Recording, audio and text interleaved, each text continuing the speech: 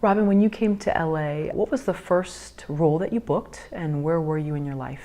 Oh, well, the first job that I ever got when I came to Los Angeles was on a television series with Lloyd Bridges. Do you remember who Lloyd Bridges is? He was on Sea Hunt, and I used to watch him as a little girl. And I got it. First of all, I arrived in Los Angeles with $45 in cash, a proof sheet with headshots, and a free place to stay. And and the girl that I was staying with, her family was in the fine art business, and I needed, she was wonderful and I loved living with her, but I needed to be around people who were in the show business. So I had been going to a school, found a job, or said to my teacher, I'm going to find a place in Hollywood to live, because my girlfriend lived in Echo Park. Got a job, found a place with one of his other students, then got this job at this hamburger stand, then moved from the hamburger stand up to this place called Simply Blues, which is still, the building's still there. It's right at the corner of Sunset and Vine. And I had gotten a job as a cocktail waitress.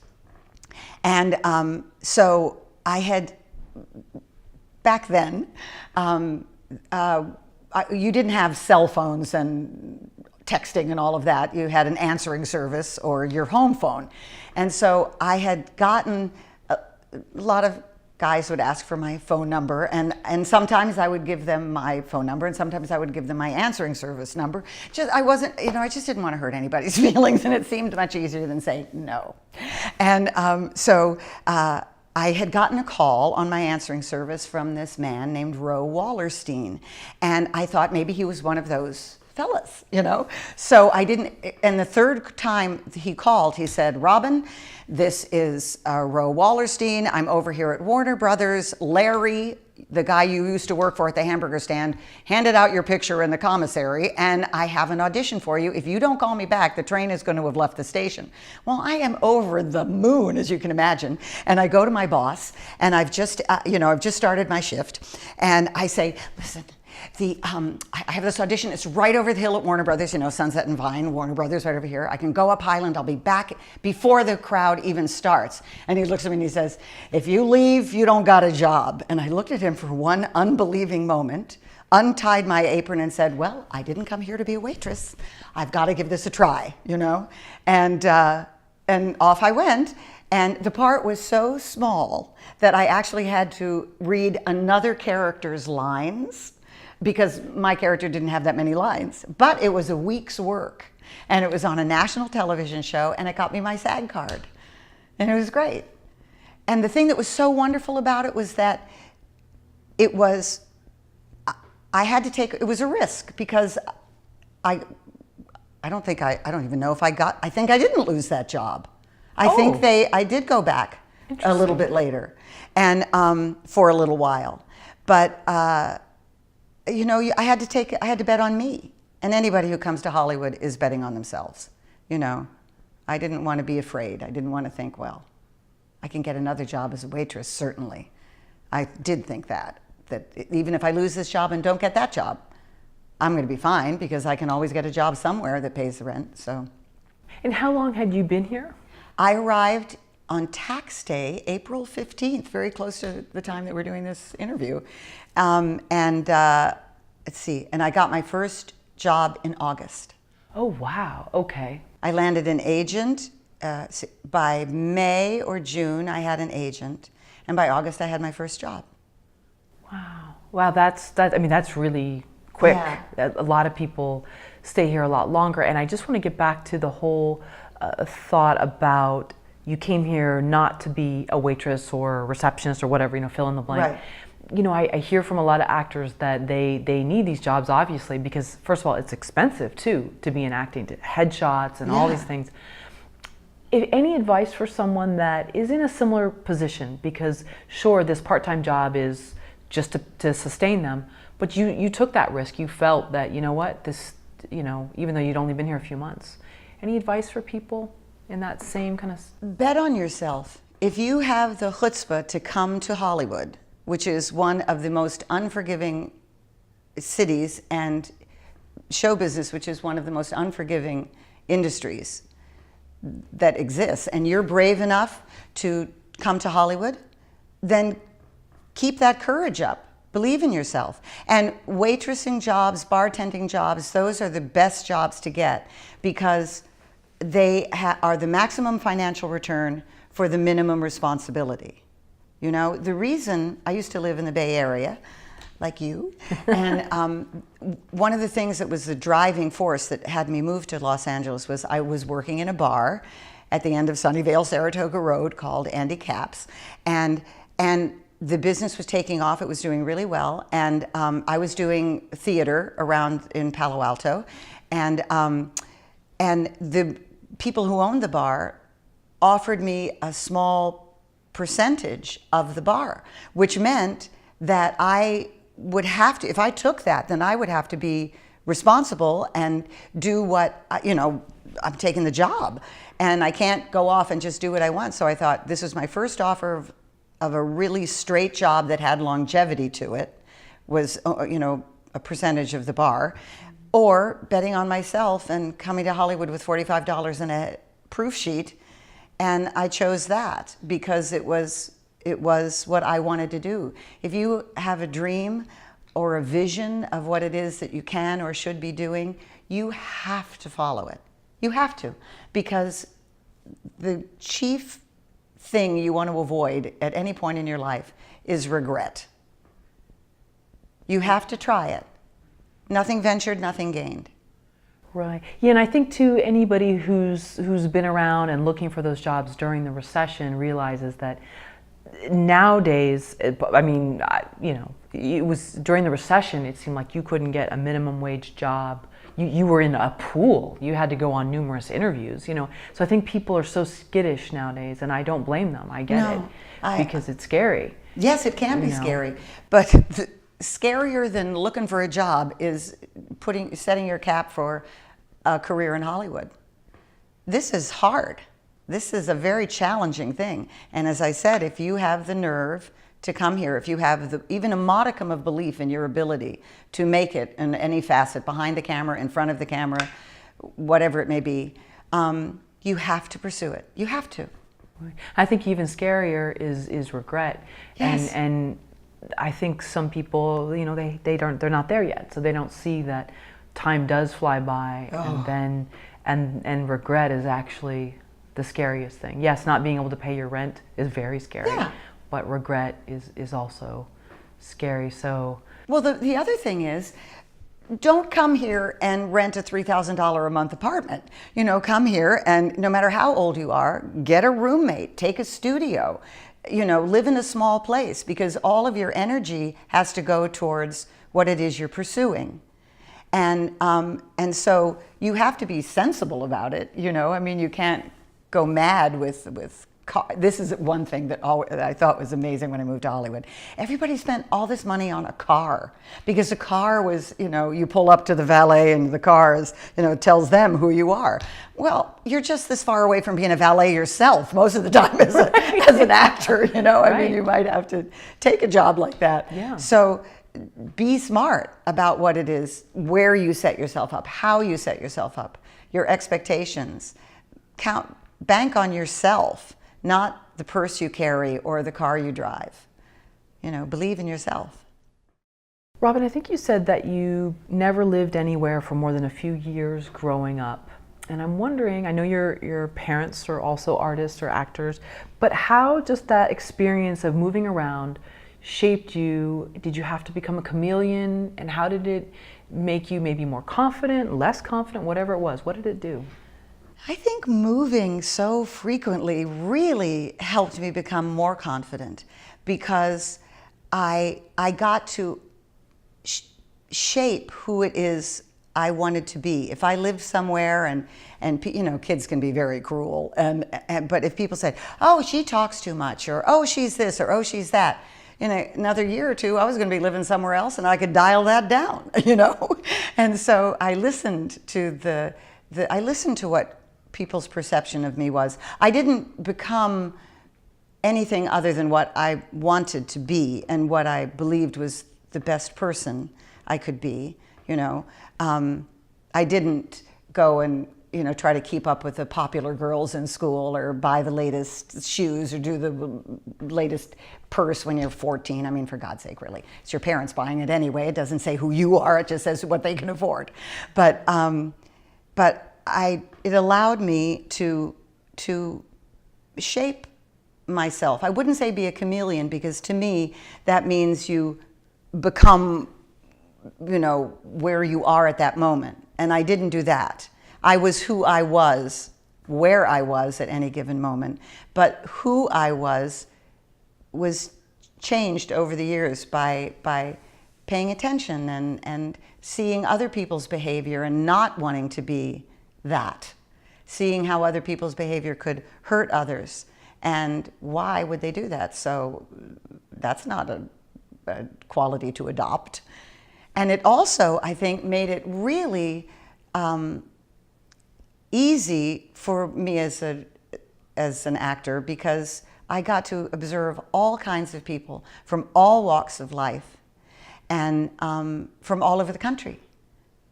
And all over the world, actually, because when I was 17, I moved to Europe for a while, and for 6 months. And so it allowed me to see the world in a way that many, many people don't. To see that there were, no matter how broke we were at the time, there was somebody less well off than we were.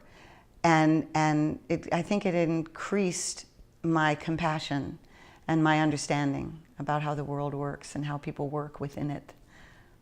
So for people that are moving here from, let's say, a small rural community, maybe they haven't been exposed to other people except for people that have lived there for generations, right, or something similar, what would you say is a good way where they could almost have a similar experience here? Because I know a lot of people that have moved from small towns, they're now here, and I'm sure it's got to be culture shock for them. Oh my God. In terms of even just the way, like, we drive on the freeways and just the busyness of this town. How do they sort of become more at peace with who they are so they don't have to become chameleons? The first thing I would say is, as hard as it may be, especially in this superficial town, do not ever compare yourself or your journey to anyone else and their journey.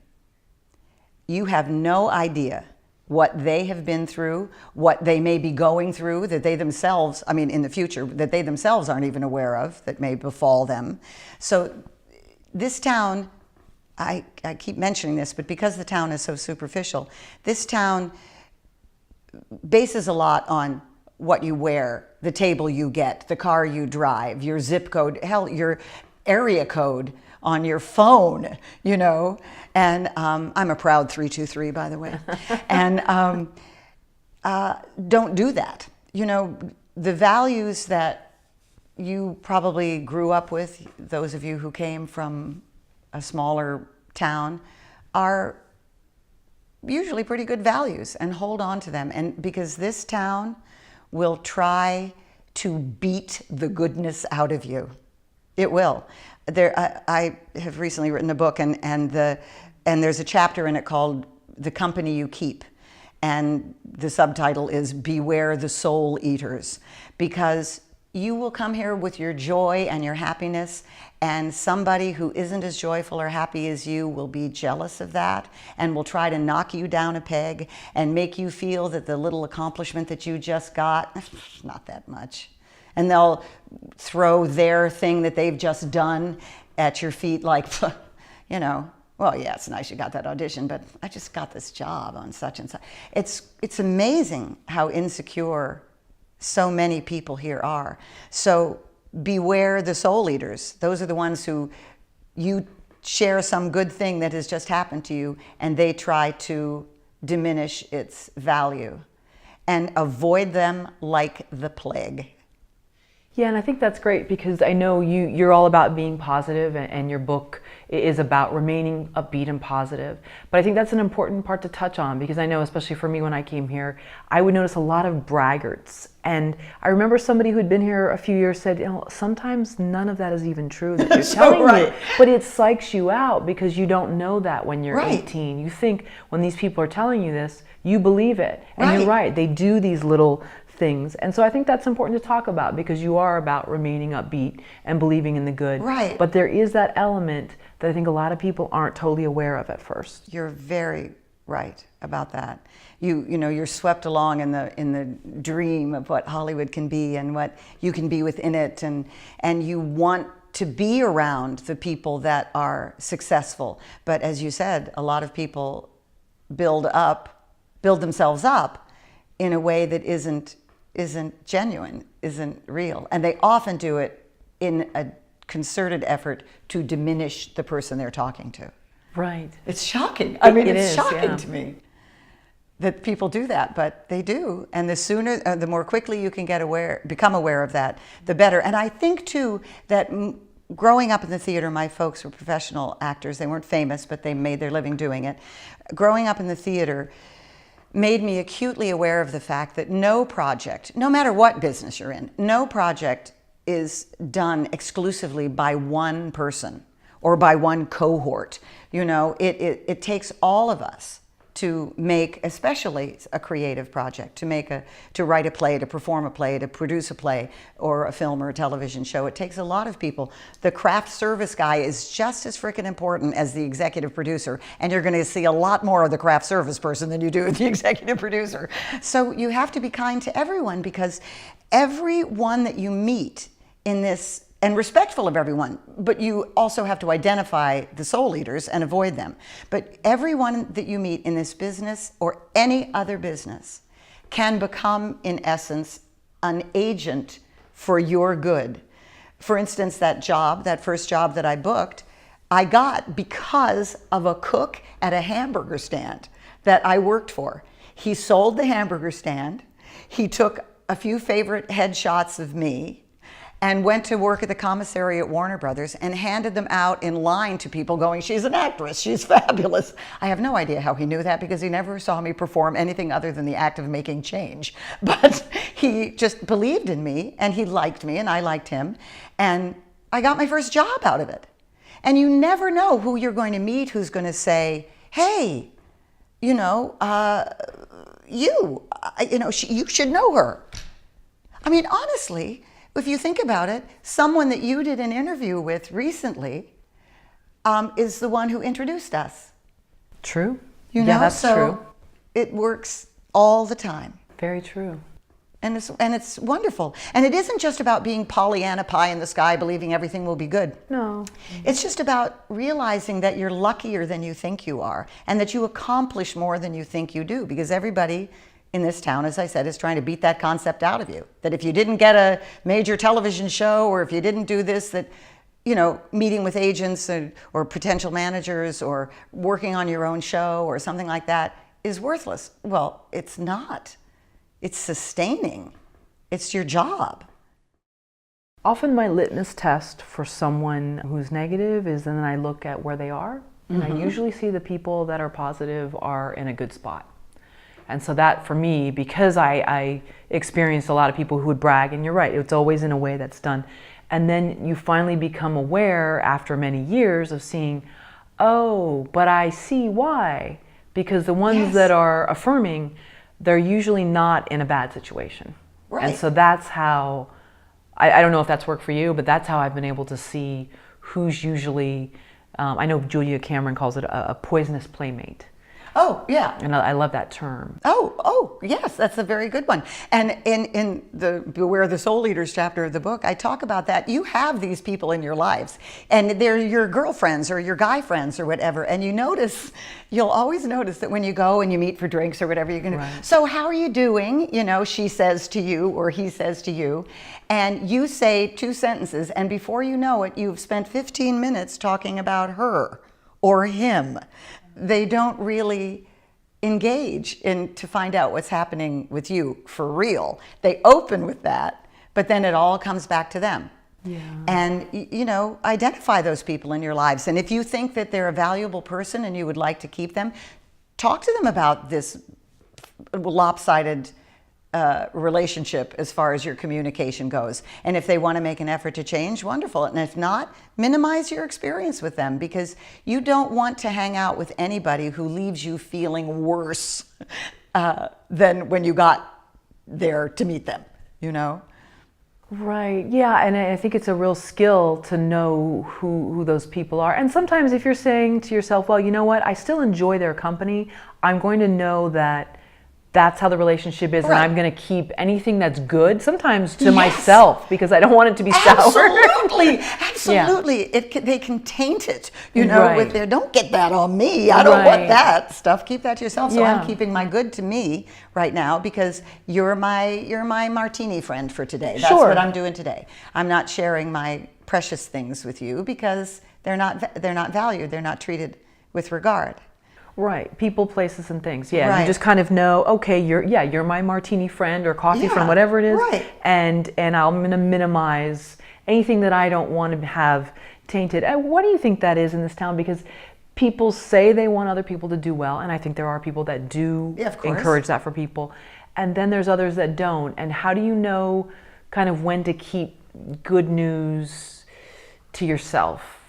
And I know that sounds really negative, and I don't mean to be so... No, it doesn't. No, I mean, you share the good news with the people that you trust and that love you and that are rooting for you, who are the same people who, when you have a bad day, and you say, oh, this didn't work or whatever it is, they commiserate with you for a minute and they kick you in the ass and say, all right, on to the next. Oh yeah, that must have been disappointing, but you know, there's tomorrow. You didn't get the... Listen, nobody gets your job. You get your job. Nobody gets your job. If you didn't get the job, guess what? Wasn't your job. You know, don't go around saying you lost an audition. You cannot lose anything you never had. The only time you can lose something is if you got hired for the job and got fired. You know? So I'm sorry, did I wander far afield from the question? No. I like that. I like that. So let's suppose oh, well, she got it over me. She took it over me. No, it doesn't exist? No. Okay. No, it was her job. It wasn't your job. And if you screwed up in the room and you didn't do your work, your preparatory work before your audition or your story pitch or whatever it was, and you think you could have done better, then just do your due diligence more thoroughly the next time you have a chance. But it isn't, if you went in and for any of these interviews, and this goes for any business, you know, this really goes for any business. If you did your best in that room, then you went to work. Whether you booked the job or not, you went to work. I just worked today. I walked in, I did the audition that I wanted to do. I pleased myself. I gave it the values I wanted it to have. I can't do any more than that. And you get, again, this applies to everything. You, in this business and many others, you have no control over why you do or do not get something. All through my career, at all ages in my career, I have been too tall, too short, too fat, too thin, too pretty, not pretty enough, too old, or too young. You know, I mean, they just come up with anything. If it's not you, if you're not the one that they hire, well, she wasn't quite this, or she wasn't quite that, or she's, you know, or he, or whatever. So it just let it go, because you only have control over what you do in that room. That's all you have control over. And then you have to go and have fun right after that audition. That's another thing that I advise people to do, is have somewhere fun to go or someone fun to meet after every audition, because that's your reward. You should reward yourself. You went to work. You went to work. What would you say is the secret then to remaining positive in a town where some people do want to see you succeed and others, for maybe their own insecurity or whatever it is that's going on with them, don't? How do you remain, maybe is it just an even keel? Is it trying to remain at a high level in your mind in terms of being happy, being upbeat? What do you think is the key? You live your life between the jobs and the auditions. That's what everyone forgets, is that, you know, it's easy to be happy and up and positive when you're working. That's easy. But what we forget is that our lives happen between those jobs. You know, and I remember when I first got here, the incessant sunshine was tyrannical. You know, it was like, because I came from the East Coast originally, and every place I lived elsewhere had weather. You know, even Northern California had weather, and Southern California is sunny every day. You know, it's you don't really have reference points about, remember it was snowing that day when we went out, or you were wearing that red parka. Oh, I love that. Yes, that's when we did that thing. No, it's sunny and, you know, 70 all the time. Right. So when I first got here, the tyranny of the sunshine made me think, well, it's a perfect day. I should be out and doing something. I should be accomplishing something. I should be trying to get a job or meet a better agent or you know, something. I should be doing something. And then it finally dawned on me that, oh, no, it's a beautiful day and I don't really have an appointment. I'm going to go to the beach. I'm going to go to the beach. I'm going to take a picnic. I'm going to go. Or I'm going to go for a hike, or I'm going to go for a drive, or I'm going to live my life. People just suspend their existence so often between their shots, you know. And so to live your life and to give yourself credit for the things that you have accomplished and the things that you're trying for, and to realize that you are so much luckier than you realize. I mean, we go right, because we're looking for the big brass ring, we pass by the shiny penny on the street, which is an indication that, hey, there's a shiny penny. That's for me. That's luck. Look at that and say, oh, that's a little sign that money's coming my way. Or you're running a little bit late and a parking space opens up where it is you're going. That's a little miracle. Thank you, whoever. In LA, you know? Yeah, especially in LA. Yeah. But we have to acknowledge all the good things, all the tiny little miracles that happen every day. Acknowledge them. And if you acknowledge them, you'd be amazed at how many more start coming your way. And here's something that I learned. I'd never heard this before, but many years ago, someone said to me, you know, about the shiny penny thing, and I would always pick up a penny. And they said, you know, what I heard was, it's best if you pick it when it's heads up. If it's tails up, don't pick it up. But what you do, if you find a penny when it's tails up, you turn it over so it's heads up for the next person. Oh. So you're sharing the concept that good things happen and that luck is out there. And, you know, if you get in line and it moves quickly, if you're at the bank and the teller is nice to you, if you're out with your friends and the bartender buys you around, these are all indications that things are going well in your life. Well, you know, when I came here, Facebook didn't exist. I'm a Generation Xer, so social media wasn't around. The internet wasn't. Only some, you know, obscure computer engineer knew about it. But now everybody who comes here is on their phone, oh my God, and they see other people having great things happen to them. Right. But I think that, and I've especially seen this in millennials, there's like this social media envy, or there's all this stuff is happening for other people because we're comparing all this great stuff that they're putting out compared to our own lives. What's your advice for people that, yeah, they want to say, hey, congratulations on LinkedIn, so-and-so just got this, that's great. But then they feel, well, when is it my turn? Right. Well, my advice would be, look up. Don't be here all the time.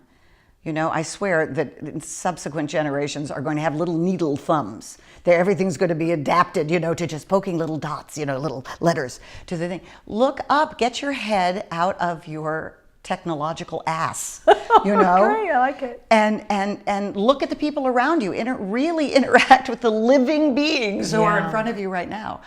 I know you've seen this too, but you know, you go out and you see people at a table together and they're texting each other or other people. Yeah. And you're right about the.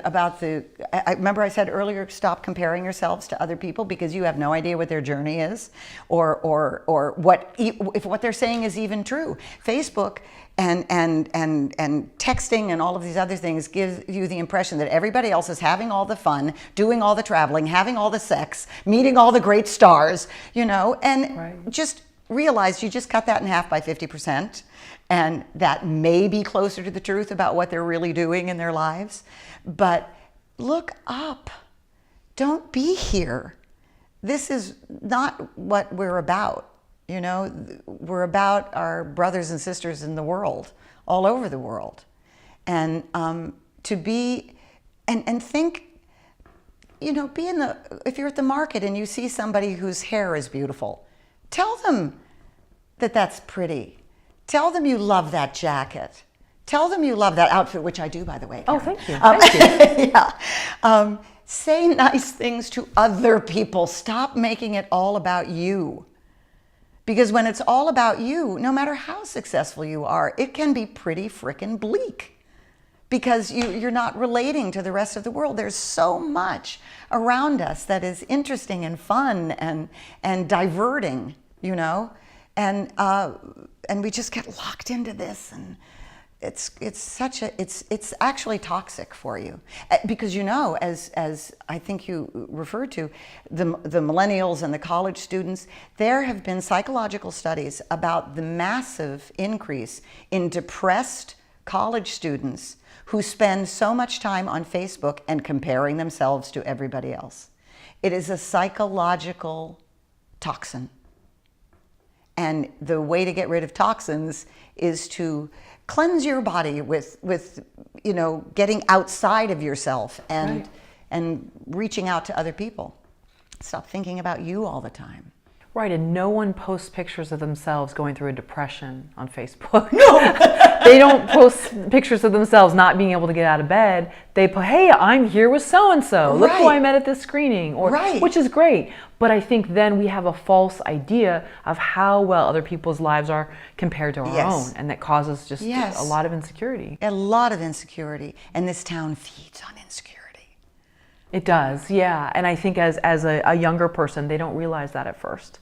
No. You know, and I think that's important for people to be aware of. Yeah. So that they can find their own things, a hobby, whatever, that they can focus on that's not about looks, it's not about status. Right, yeah. And being nice to other people, taking a minute to say a kind word. It takes nothing from you.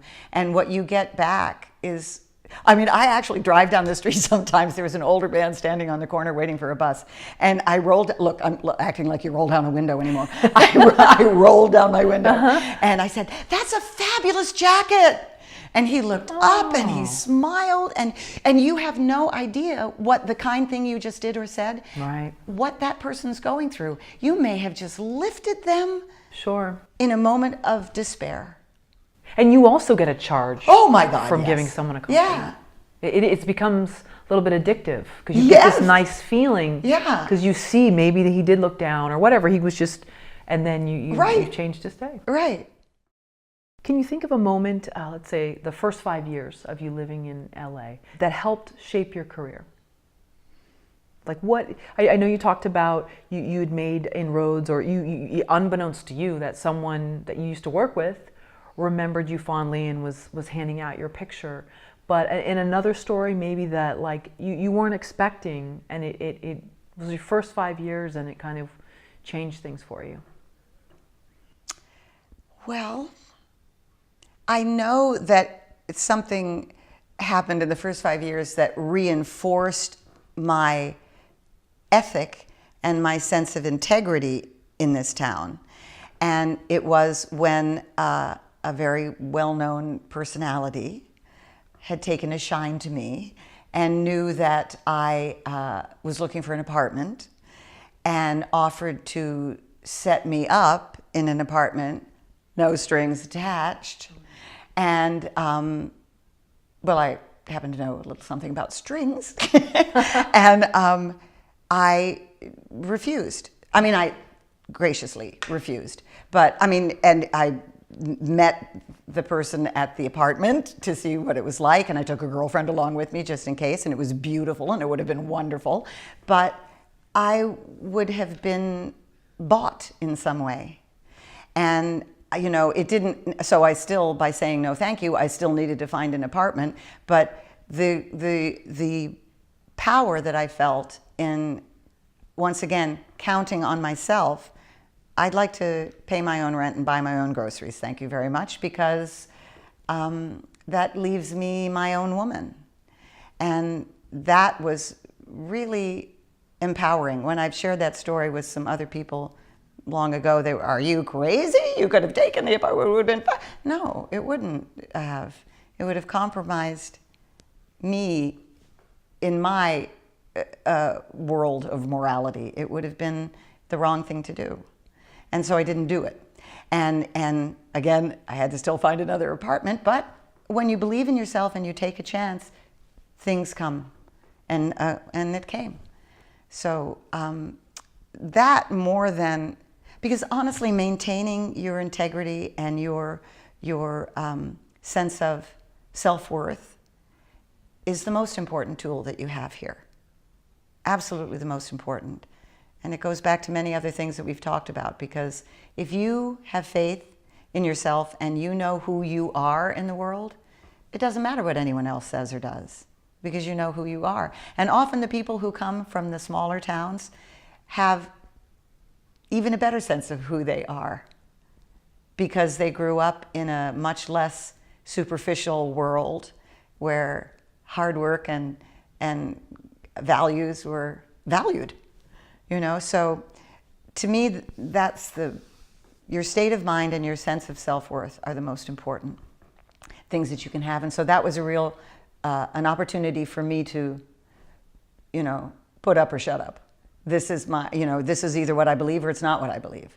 And here's an easy way it would have been easy. It would have been very easy to just take that opportunity.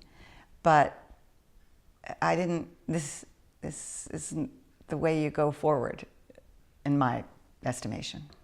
Yeah, and that's a real elephant in the room in terms of the entertainment industry, and it happens to men too. Of course it's it not does. just women, and it can happen from other men or other women or Absolutely. whatever. But I think it's hard, especially for a younger person too, that maybe then somehow feels very special because this person has chosen them. Right. And it's hard for them to see. And we want to be chosen. Right. That's why we come to Hollywood. Right. Choose me. See me.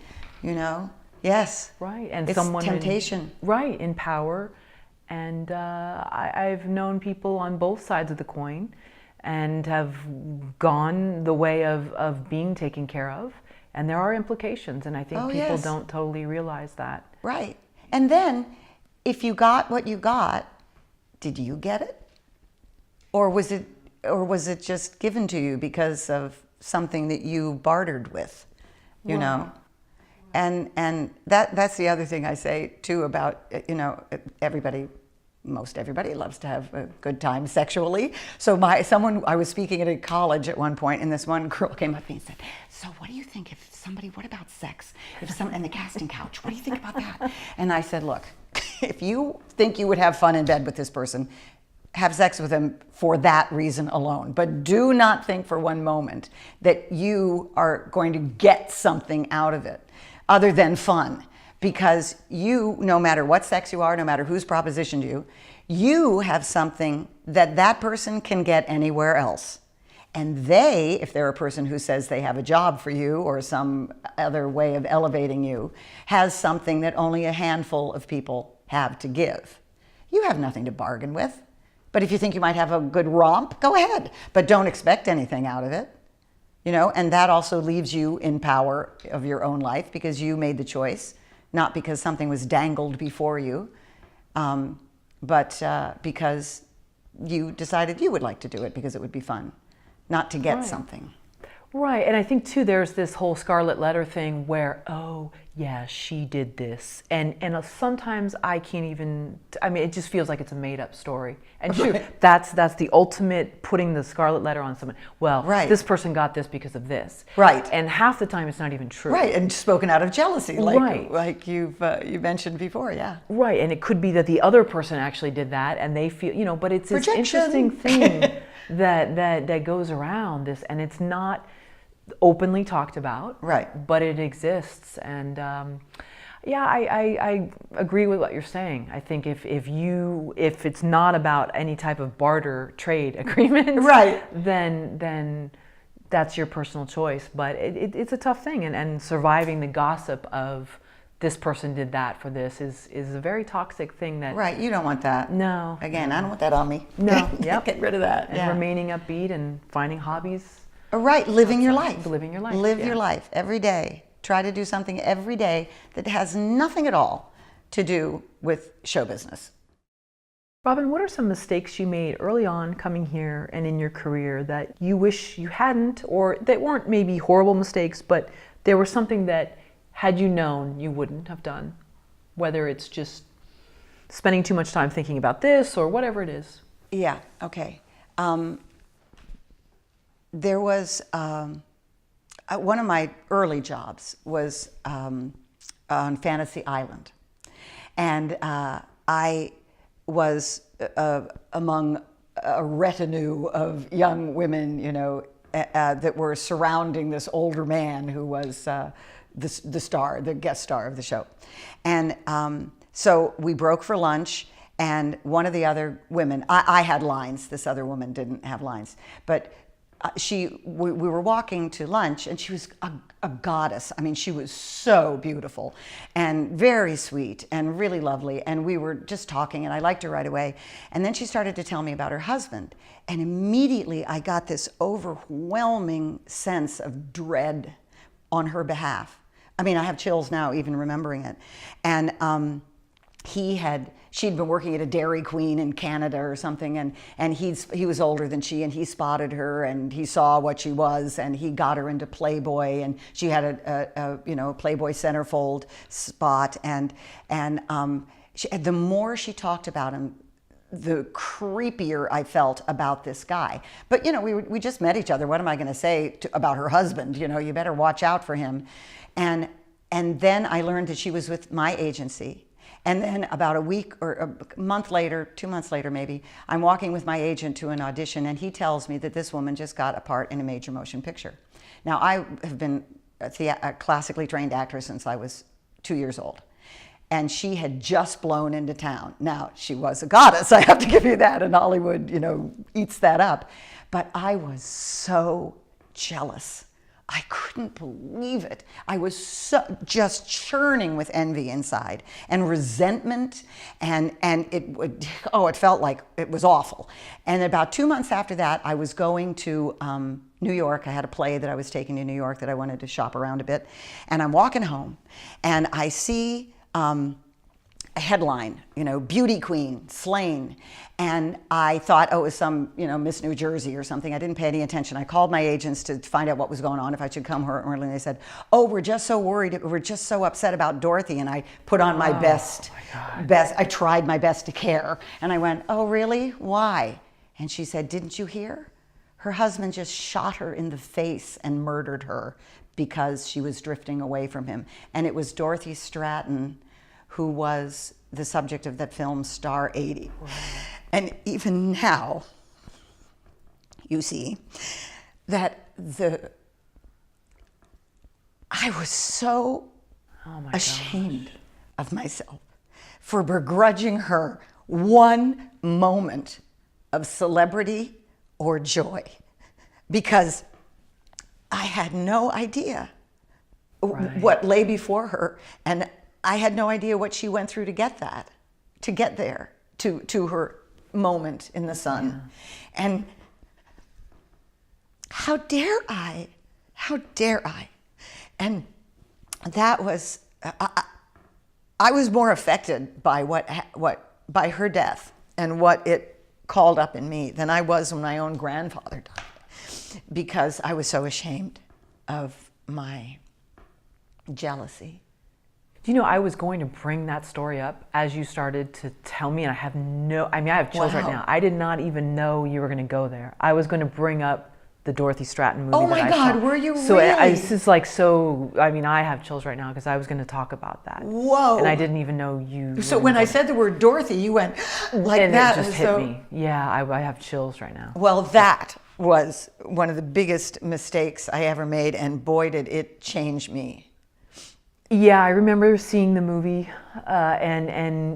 it's very sad. And she was such a lovely girl. She was such a genuinely sweet person, you know? Yeah, I didn't know her, but... I mean, she wasn't a climber. She took advantage of the opportunities that came to her, and so she should have, and so would we all. Right, we all would. You know? That's the thing. Yeah. Mm-hmm. And, that little bitter part of me was... I just couldn't. Well, and I think too, as younger women, we're trained to be competitive in some sense, or maybe this town. I know we talked about the culture of this town. So I think it's unfortunately somewhat normal as especially, being in grade school, you can just remember feeling the same way towards someone. And I think being honest enough to talk about it. I know Mark Maron is always bashed for his talking about how he was jealous of something. And I actually think it's healthy that he's able to admit that, when I think a lot of people feel it. So you just happen to have an experience that is so powerful, because most don't end up that way. And it is, wow, I was gonna literally bring that up. Mind meld. Yeah. Wow. And for anyone that doesn't know the Dorothy Stratton story, I encourage them to look it up, just as a way to... As a little primer for what can happen. Yeah, yeah. And just, again, comparing outsides to, or other people's outsides to our insides, and especially in this town, and we never know. Right. And when I said about a primer about what can happen, I don't mean the result of what happened to her, but I just mean what can happen to you as when you resent and bear jealousy and envy towards someone who has nothing at all to do with you or your life or your trajectory in this life. Yeah, and I think as time goes on and we go out for things, whatever our chosen pursuit is, and we don't get them and we see other people get them, it's just natural that it's going to happen, and we're going to feel upset. And I think it's just to cycle through it and be like, okay, I feel it, and now I'm going to let it go now. Exactly, feel it. I mean, it's inhuman not to feel it. Yeah. We have to feel it, but we don't have to live in it. Feel it, be disappointed, it's disappointing. Right. But you live to bat another day, Wow. Yeah, that's quite a story. It's quite a story. Thank you. Thanks. Wow. Robin, after doing television and film for years, you've decided to write a book. Can you tell us about the book, why you wrote it? Yes. My husband, who's a cinematographer, was invited back to his alma mater to help the senior thesis students with their films, and to advise them and to kind of walk them through things. And so he said, hey, throw in an extra ticket. My wife will talk to the theater department, So we did, and I'm sitting at my mother-in-law's, and I took my reel back, and I'm sitting there the night before we were supposed to talk, and I thought, oh, they've all just been through, theater history and stagecraft and all of these sorts of things. What do I have to share with them that they haven't just been steeped in for the last, 4 years?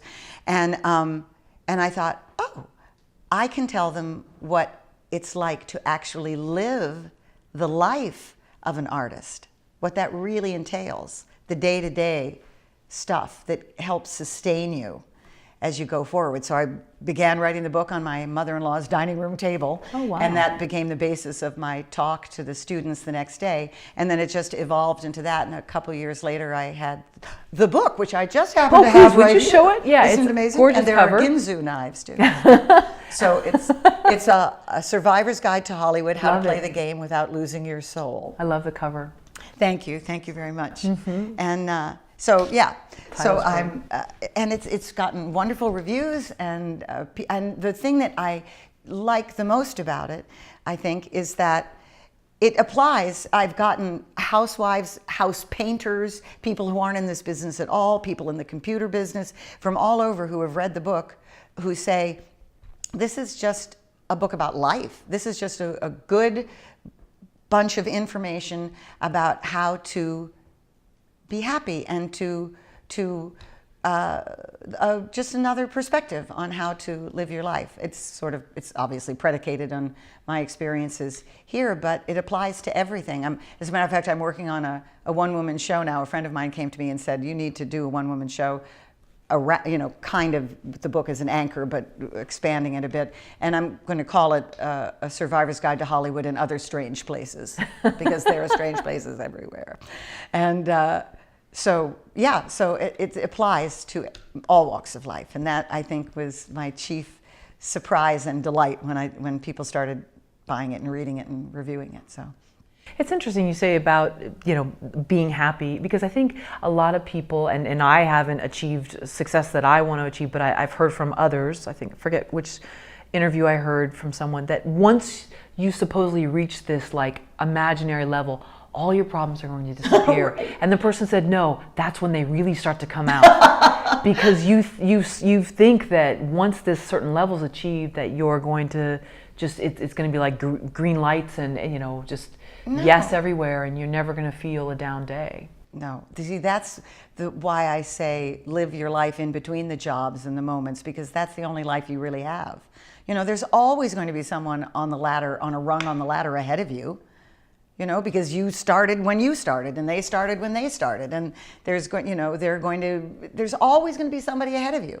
So you never reach the point, because it's an evolution. All our lives are evolving at all times, if you're paying any attention.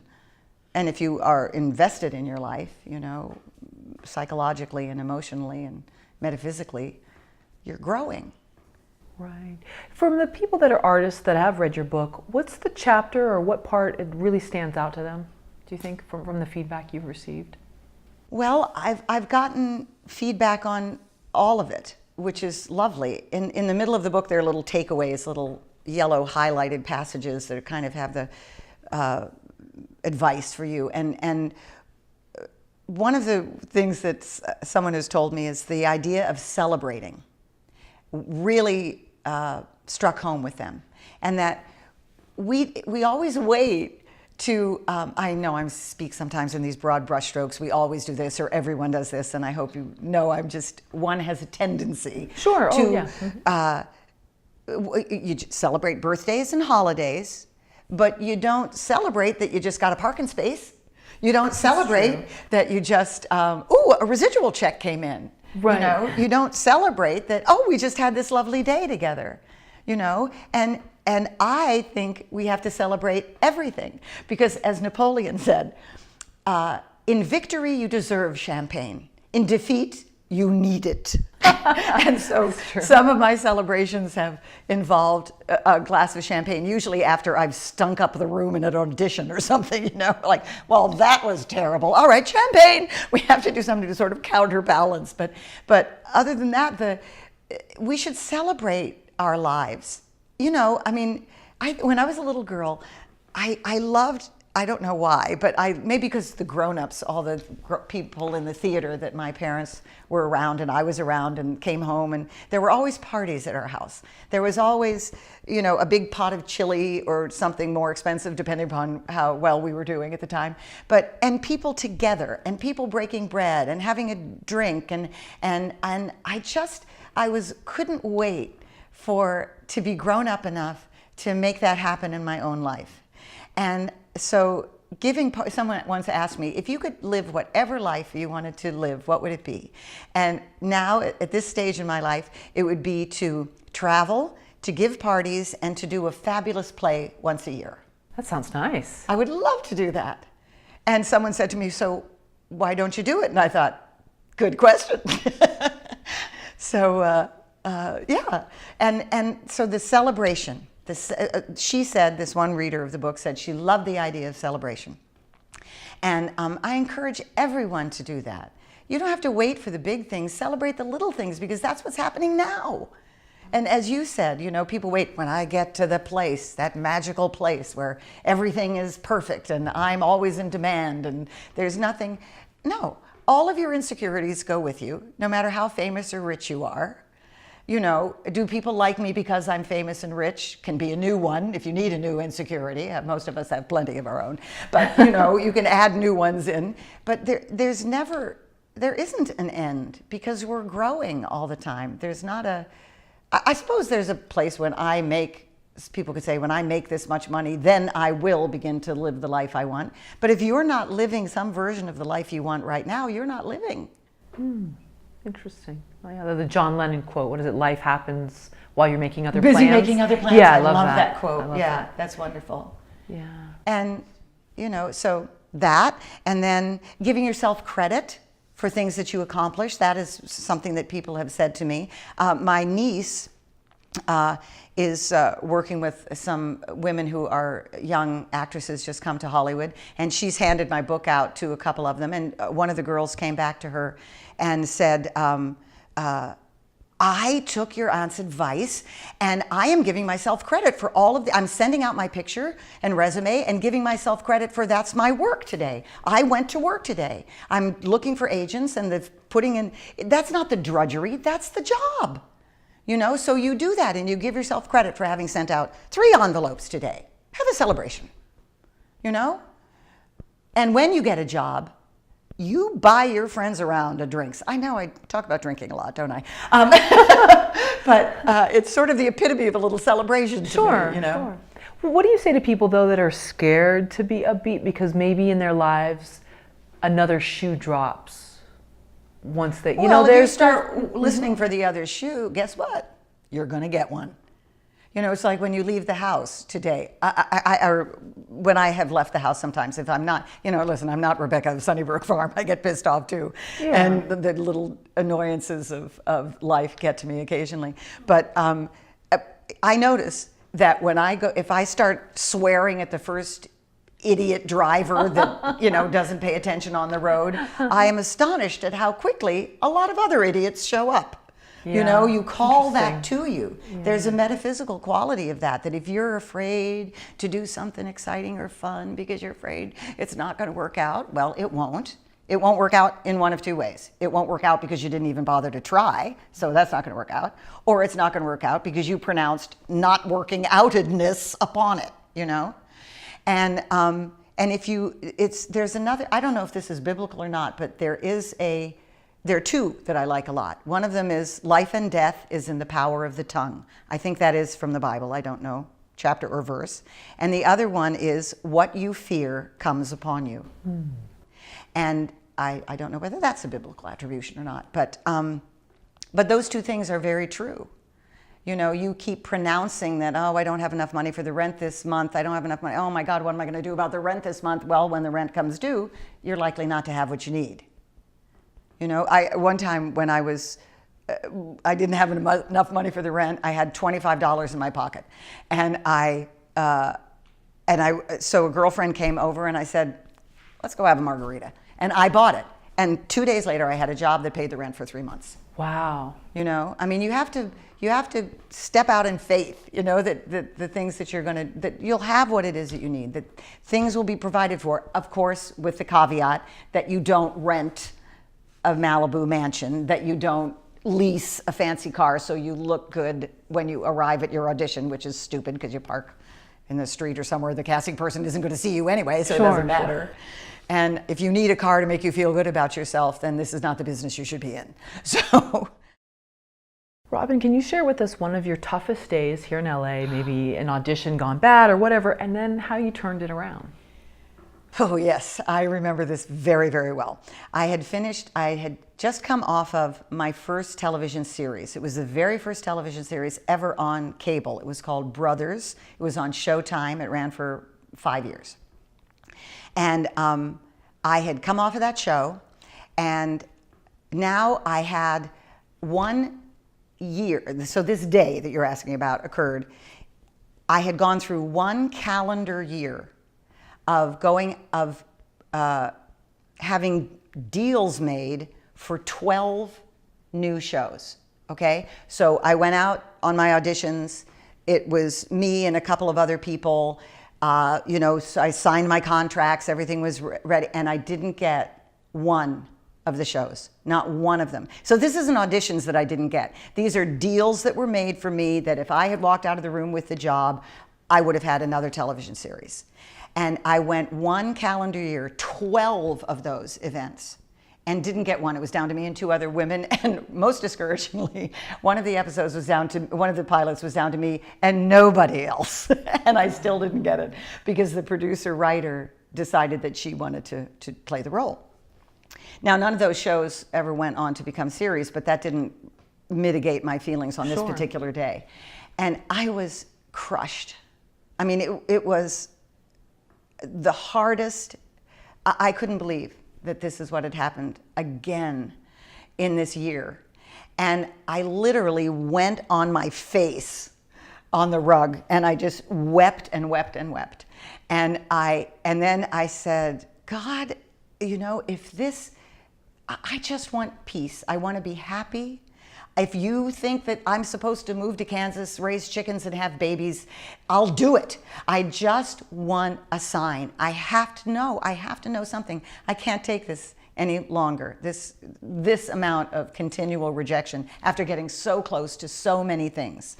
And I stopped crying because I really liked the rug, and I was getting schmutz on it, so I had to quit. But so right after I said the thing, I need a sign, I have to have something that is unequivocal, the phone rang. It was my agent.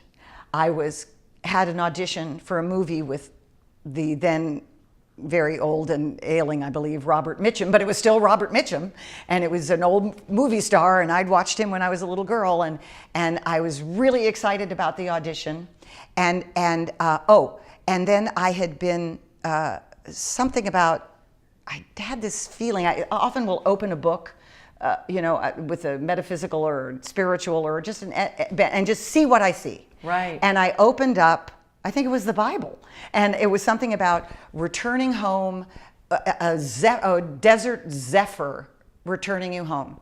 And I got this, so I need a sign, the phone rings, I have this audition, then I do the thing, I get the reading about the zephyr, the feeling to go home. I got this overwhelming desire to return to Aspen, Colorado, which is where my parents owned their own legitimate theater when I was a child. And so I said, I'm going to do it. And I made reservations, and the name of the plane, the train that went there was the Zephyr. And I went on the audition. I didn't get it, but I had my sign. Interesting. You know, it was, if this is all, I said, if this is just my vanity, let me know, because I don't want to do this any longer. And if it's not, I felt like this is what I was supposed to do. All the signs when I came here, I got work right away. I got my SAG card right away. I got an agent right away. And then I didn't work for a while, you know, and then I got jobs here and got jobs there, and you know, waited cocktails at the Improv and at the Comedy Store and all that in between gigs, and so I'd gotten all these signs, so I really believed that this, and I grew up on stage, and this is what I love. And so I thought, well, you know, I've had all these other signs that things are right. That's what I thought I was supposed to be doing, but you let me know if I'm not. And so when that call came, I felt, well, that is definitely a sign, you know? So, and then I think, and then I went away on the trip, and I came back home, and on my deck, outside my door, was a script for Murder, She Wrote, and an offer to come and do it. No audition. Wow. Just on the basis of the work of mine that they'd seen before, they offered me the job. And I thought, well, that's my exclamation point on the sign that I asked for. But that day, Karen, that wrung me out. And I think a lot of people will have those on the rug moments. Yep. And I think they think that it's just them, but I think, isn't that just a part of the evolution of being in a town where it's so competitive? Right. And you just have to realize it will come, and then you'll get back up again. Right. If you want to. But the other thing that is critically important to take away from this is, if you get the feeling that this isn't for you, that you would rather have a more stable sort of life, there is no failure in that. The failure is not trying. The regret comes from not trying. If you went, and believe me, if you come to Hollywood and you live here for a few years and you get a few jobs here and there, and then you decide it's not what you want to do, you are still going to have a lot more interesting stories to tell around the old water cooler at your job at Hewlett-Packard or wherever it is that you end up working, because you had an adventure out here in you know, Hollyweird. You know, you've all the characters and all the strange things that happen to you, and the experiences and the celebrities that you either brushed shoulders with or actually broke bread with or knew. You know, you'll have a great story and a great chapter of your life. So that is, you know, going back to another question you asked about what aspects of the book have people responded to, having been given permission, as it were, to change your mind is incredibly empowering. It's incredibly empowering. You didn't fail. if you chose to go because you didn't like how you felt here, you win. You came, you tried, you had some experiences, and you went home, and you said, no, not for me, I'd rather do this. Because you have to make a lot of compromises in this business. There are a lot of family events that you don't get to go to, even if it's your child. You know, if you have been in the business a long time and you don't get to go to all the Little League games. You don't get to go to all the family celebrations sometimes because a job comes up. The women in my family, who are some pretty stupendous women, many of whom have passed away in the last 5 or 6 years, they used to go on a trip every spring to Rome or to Greece or to Paris or to somewhere, and it was just the ladies, and they were a great bunch of broads, and that was a wonderful trip. And I'd buy a ticket every time, and every time I would have a pilot that I had to go, that they made my contract for, and that I was either get or not get. And I had to cancel my trips, living my real life with my family, and I didn't get them. I didn't get those pilots, but the hope of that big fish, going away in the springtime was, especially at that time, like 10, 15 years ago, the pilot season, fishing season, you catch your big fish, you might be able to live for years on the new show that you just booked. But I had to cancel 2 trips with some of the most interesting, wonderful people for the possibility of getting a job, neither of which I landed. Right. So you sacrifice for this business, and so make sure that for the time that you're sticking it out, that you don't sacrifice your daily life too. Go to the beach, have a picnic, celebrate. I think this might be part of your new book, but is it something that you talked about in terms of getting self-absorbed in Hollywood? What is that? What does it look like, first off, so we can define it? Well, I think being self-absorbed looks pretty much the same in every town and country across the globe. I see it in other people often when they just don't, sometimes you're walking down the street and someone goes, hi, and you're absent-minded or thinking about something else, and you respond, just fine. That isn't what they said, but you didn't hear that. Right. You were in your own head. And there are a lot of people in this town, but everywhere, that are in their own heads, and they don't ever ask about you. They're not good ball players. A conversation, you pass the ball, and if you don't pass the ball, then you're having a monologue, and that's not really that interesting to people. And that's what it looks like to me. There's this one actress that I encounter all the time. She absolutely knows who I am. But every time she meets me, it's the first time. Oh. And we have gone up against each other for roles, and I've gotten some of them, and she's gotten some of them. But there is... I think a lot of the people who are the most self-absorbed are also those who are the most threatened, who feel that if they are not focused on themselves and what it is they need and what it is they want and what it is that perhaps you can deliver to them, then they're not taking care of business. They have to be, it's all about the next thing. And that sort of reminds me of this man that when I first got my first television show, I was going to celebrate, and I took myself out to a place called Joe Allen's. It's called something else now, and it's quite a popular place, but I don't remember.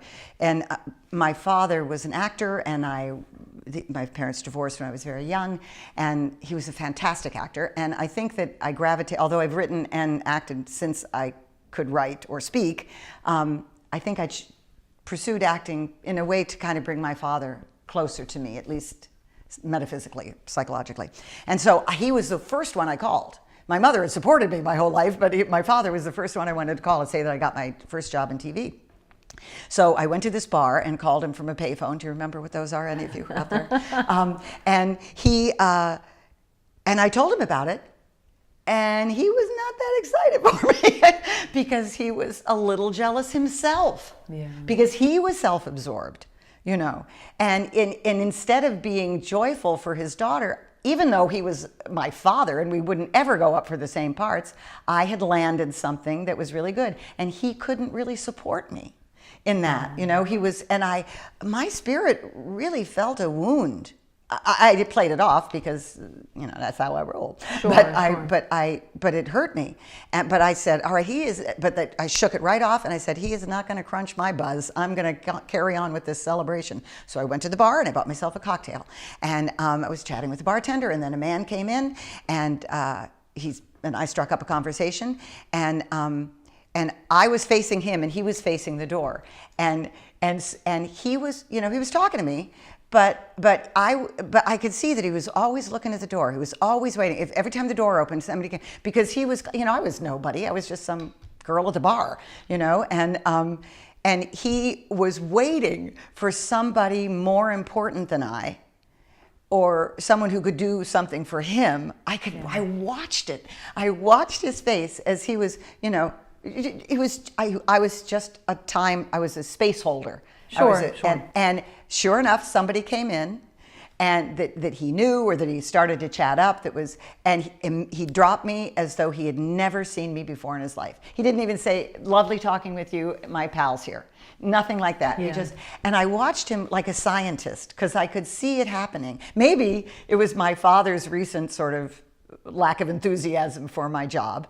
But that got me primed for this. But I watched this guy, as I said, like a scientist, and I thought, the casual rudeness and disregard that I saw and still see in this town is really, it's no longer surprising, but it is remarkable. It is worthy of remarking on, you know, because it has nothing to do with you or me or whoever is the one who is the recipient of the rudeness. It says everything about the person who hasn't any social grace or any you know, experience in sharing life. Well, I think there's almost like this acceptable level of that here, which unfortunately it shouldn't be, but I think, yeah, it can be, where they kind of, people need to size you up. What can you, okay, this person can't do anything for me, then I'm moving on. Right. But I wanted to go back to the parent thing, only that I've seen two types of performers here, and those are people that have, and I wouldn't call them stage parents, but parents that just follow everything they do and they're the biggest supporters of them. And then I've seen the exact opposite. I don't usually see a lot of gray area of those that, oh, that's nice, dear. Okay, and they change the subject. Right. And I think it's interesting that you were there to take care of yourself, to celebrate for you. What would you say to people that don't have the parent that's the cheerleader? Get your tribe, find your people, make your family, and stick with them and support them, and let them support you. And take care of yourself. Make sure that you support you. Right.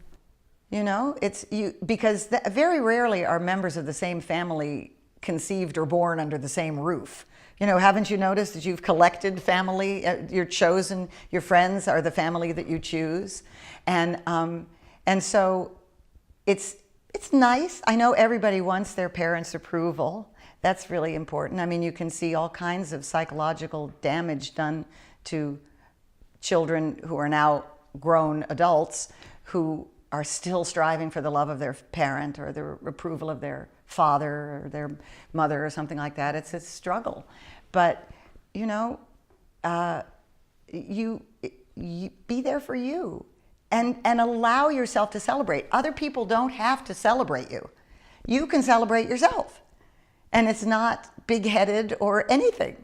It's let the universe know, thank you, something good has happened, this is terrific. And even if you're celebrating it by yourself, however you celebrate it, you know, with a taco and a horchata or a glass of champagne or meeting somebody and let's go to the movies or let's go for a walk on the beach or fly a kite or whatever. But do it, because we let all of these moments go by. all of these celebratory moments that, and then we think we've just been living this kind of life, when we could have been living this kind of life, and this kind of life, and this kind of life. But then, we have to acknowledge the moments. If you don't acknowledge it, I think it's like with any relationship, a human relationship, if someone does something for you and you acknowledge it, it increases by many-fold the likelihood that they will do another nice thing for you. So if the universe is doing nice things for you and you go, meh, don't hurt the universe's feelings, for goodness sake. You need to acknowledge. It encourages, it stimulates the flow of more good things to celebrate. Yeah, I feel like people don't do that until a major upset or death happens. And I don't mean to get so morbid, but it's true. No, I know what you mean. It's those moments in life that call everything into question. Oh my God. Now I look around, all these deaths that we've had in the last year of all these musicians who are in their late 50s or 60 years old or something, way too young to go. I can remember when I was 14, my boyfriend and I and his mother drove down to Connecticut to see his grandfather. And they were sitting around the table, and my boyfriend asked about, how's Mr. Smith down the road? And he said, oh, he died, only 70, such a young man. And up until that moment, I had never thought of life or age as relative. I thought of it as, whatever the opposite of relative is. I'm 14, 70, that's a million years old. But suddenly I saw this man, who was himself only 69 or something, look at 70 as being young. And then I realized, oh my gosh, it is. Why are we waiting to realize that life is worth living right now? Why do we need Mr. Smith down the road to die at the very young age of 70 for us to start thinking about the days that we have? Because you know what? And this is not morbid. This is just the truth. No one knows. No one knows. That's true. When their time has come, So if you keep waiting to have your adventures or to celebrate, or I have a really fun one to share with you. Oh yeah. Okay. So about living one's life and having one's adventures as you think to have them, rather than someday when I reach that miracle point when everything is perfect and I'll do all the things I want to do and life will be great. Well, my husband and I have been married, I cannot believe it, I don't know where the time went, but 20 years. And we decided for our 20th anniversary, we were damn well going to do something. We were talking about a celebration. So we decided that we were going to take a month off and go to Italy. Ooh. And so I'd started this wonderful meditation, and I was meditating every day. And we had two things that we wanted to do. We wanted to sell the cabin. And one of my other meditations was that and this was a year ago, exactly now, a year ago. For months, I had been meditating that pilot season would come, that I would have an audition for a pilot, I would book the pilot, I would shoot the pilot, then that's usually done by the end of May, and then Evan and I would go off to have our anniversary trip in June. The show would get picked up, and I would come back, and I would start working. And I saw that, and part of the meditation, which is a wonderful thing to think of, is that metaphysically, the thought sends the message out, and the feeling draws the event to you. So I imagined how it would feel like when the agent called and said, "You booked it," and I got that feeling in my stomach, and during the meditation. So I meditated like this all the time. Well, wouldn't you know it, pilot season came and went. I didn't even have an audition for a pilot that I'd been meditating. But the end of the meditation is always, all right, now let go your image and release it to the universe and let it manifest in a way that is perfect for you. So that's what I did at the every. So we're getting ready to go. We've booked our tickets. We're going to go. We're going to have a great time. I've already rolled off, my back has rolled off the lack of any audition for a pilot at all, much less booking one. And we're like about a month before we leave, the phone rings. It's my agent saying, would you like to do audition for a role on General Hospital? They're looking for a name and they want to have some known person come and do this role.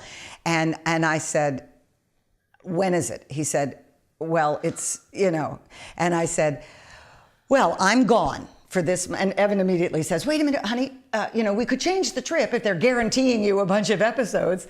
And I said, so they said they're not guaranteeing any number of episodes, but it'll be quite a few. But they want to shoot at least 7 episodes before you go. And I said, well, if you can turn it into an offer so I don't have to audition for it, then I'll do it. 2 days later, he called me. They offered me the role.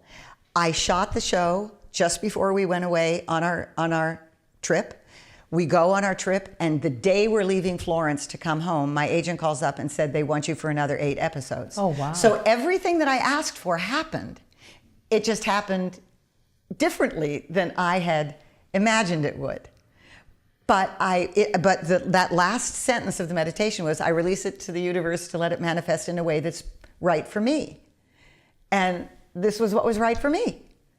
I'm seeing a pattern here too, and that's very interesting. And it boils down to, because it sounds like every time you book a trip, something major happens that's positive. Yes. So I'm wondering, and the theme is, I'm seeing that if you make plans for something, that new stuff, because you know how when we're in the mindset of why isn't this, they're not calling, they're not returning emails, and you're checking it and refreshing it and all that stuff, nothing happens. Right. But I'm sensing this theme of you make plans of something regardless. Right. And somehow something happens here. Yes.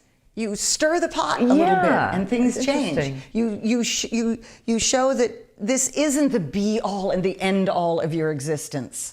This business, this town, this job, this thing that you're looking for.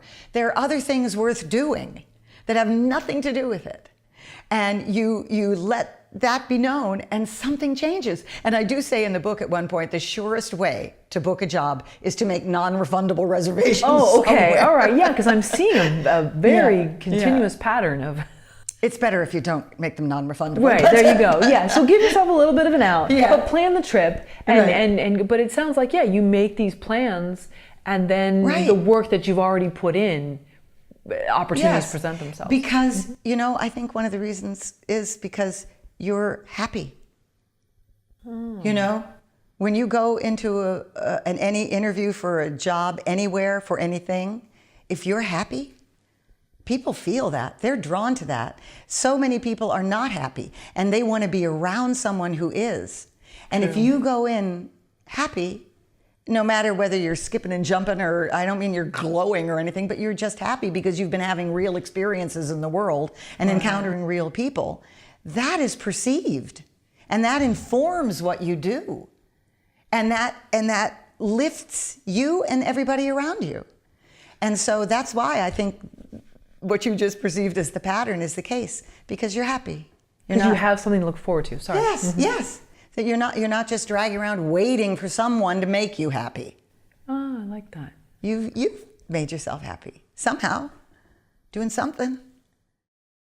Robin, for any actor who wants to be a working actor in Hollywood, what are some things that they need to know about not just the business, but also themselves? You have to have a good sense of yourself and a good thick skin. It's very odd that an actor needs to be able to shed that skin immediately and be able to be vulnerable and express feelings. But you must have thick skin, because you're not going to get more jobs than you do get. Even the most famous actors, the ones you think work all the time, don't get every job they want. And as a working actor, we working actors don't get more jobs than we do. So you have to know that. You just have to know that. And then you have to act. I encourage, alas, equity is making this a little more difficult for equity actors, but you have to perform. So find a class to go to that keeps your instrument lubricated and working. So, you're not going in and trying to read for Macbeth after not doing anything for, 6 months, or doing, cereal commercials. You have to, find a workshop, someplace where you can work and do scenes and scene study and that sort of thing. Be very careful of becoming a professional student. A lot of people come here and start taking classes, and that satisfies them in a way. Doing really good work in class is not the same as working. And so you have to do that work in order to be able to be good enough to land work. So you have to get on stage as often as you can. There are lots of little theaters here that do plays. Again, equities. If you're not equity, you can do that. If you are equity, you have to do some workarounds to get that happening now, alas. But get on stage as much as you can, so you're warmed up. You should always, before you go out on an audition, you should be as prepared as you can possibly be. But for yourself, again, this is not so much about the audition, but for the person, go somewhere in public before you go to the audition. Because you need to, you're a human who is trying to display human emotions. And if you make this audition the most important thing of your day, that this is, you're getting ready for this, I can't do anything before this, I have to do this is it, this is the focus. Then you get in the room and you're not limber. Yeah. You know, so I always try to go and have a cup of coffee or pick up my dry cleaning or chat with, you know, somebody, go get something from the market, do something. So I'm limber, and I've had a conversation with someone before I'm having my first conversation with you, the casting director who holds my future in your hands. So that's one thing that I think is very important. And then on the flip side of that, at the end of the audition, go somewhere fun, reward yourself. You know, have something to look forward to, because a lot of times if you go in, you can tell, you can read the room whether they received you well or not. You can't always tell, because there have been times when I've gone in and thought that I stunk up the room and got a call a few hours later saying I booked the job. So you can't really judge by that. But if you've made the audition or the interview the most important moment of your day, then you're very likely to feel this huge letdown at the end of it, or this artificial sort of stiffness at the beginning of it, because you haven't been a person, you know? I love that. That's excellent. So those, I think, are the most important things, because everybody has different levels of talent, so, you know, I can't really speak to that, but those things, you have to understand that you're not going to get more jobs than you do. You have to understand that nobody gets your job. You get your job. And never talk about having lost a job when it was only an audition. You didn't lose anything. You can't lose anything you didn't have.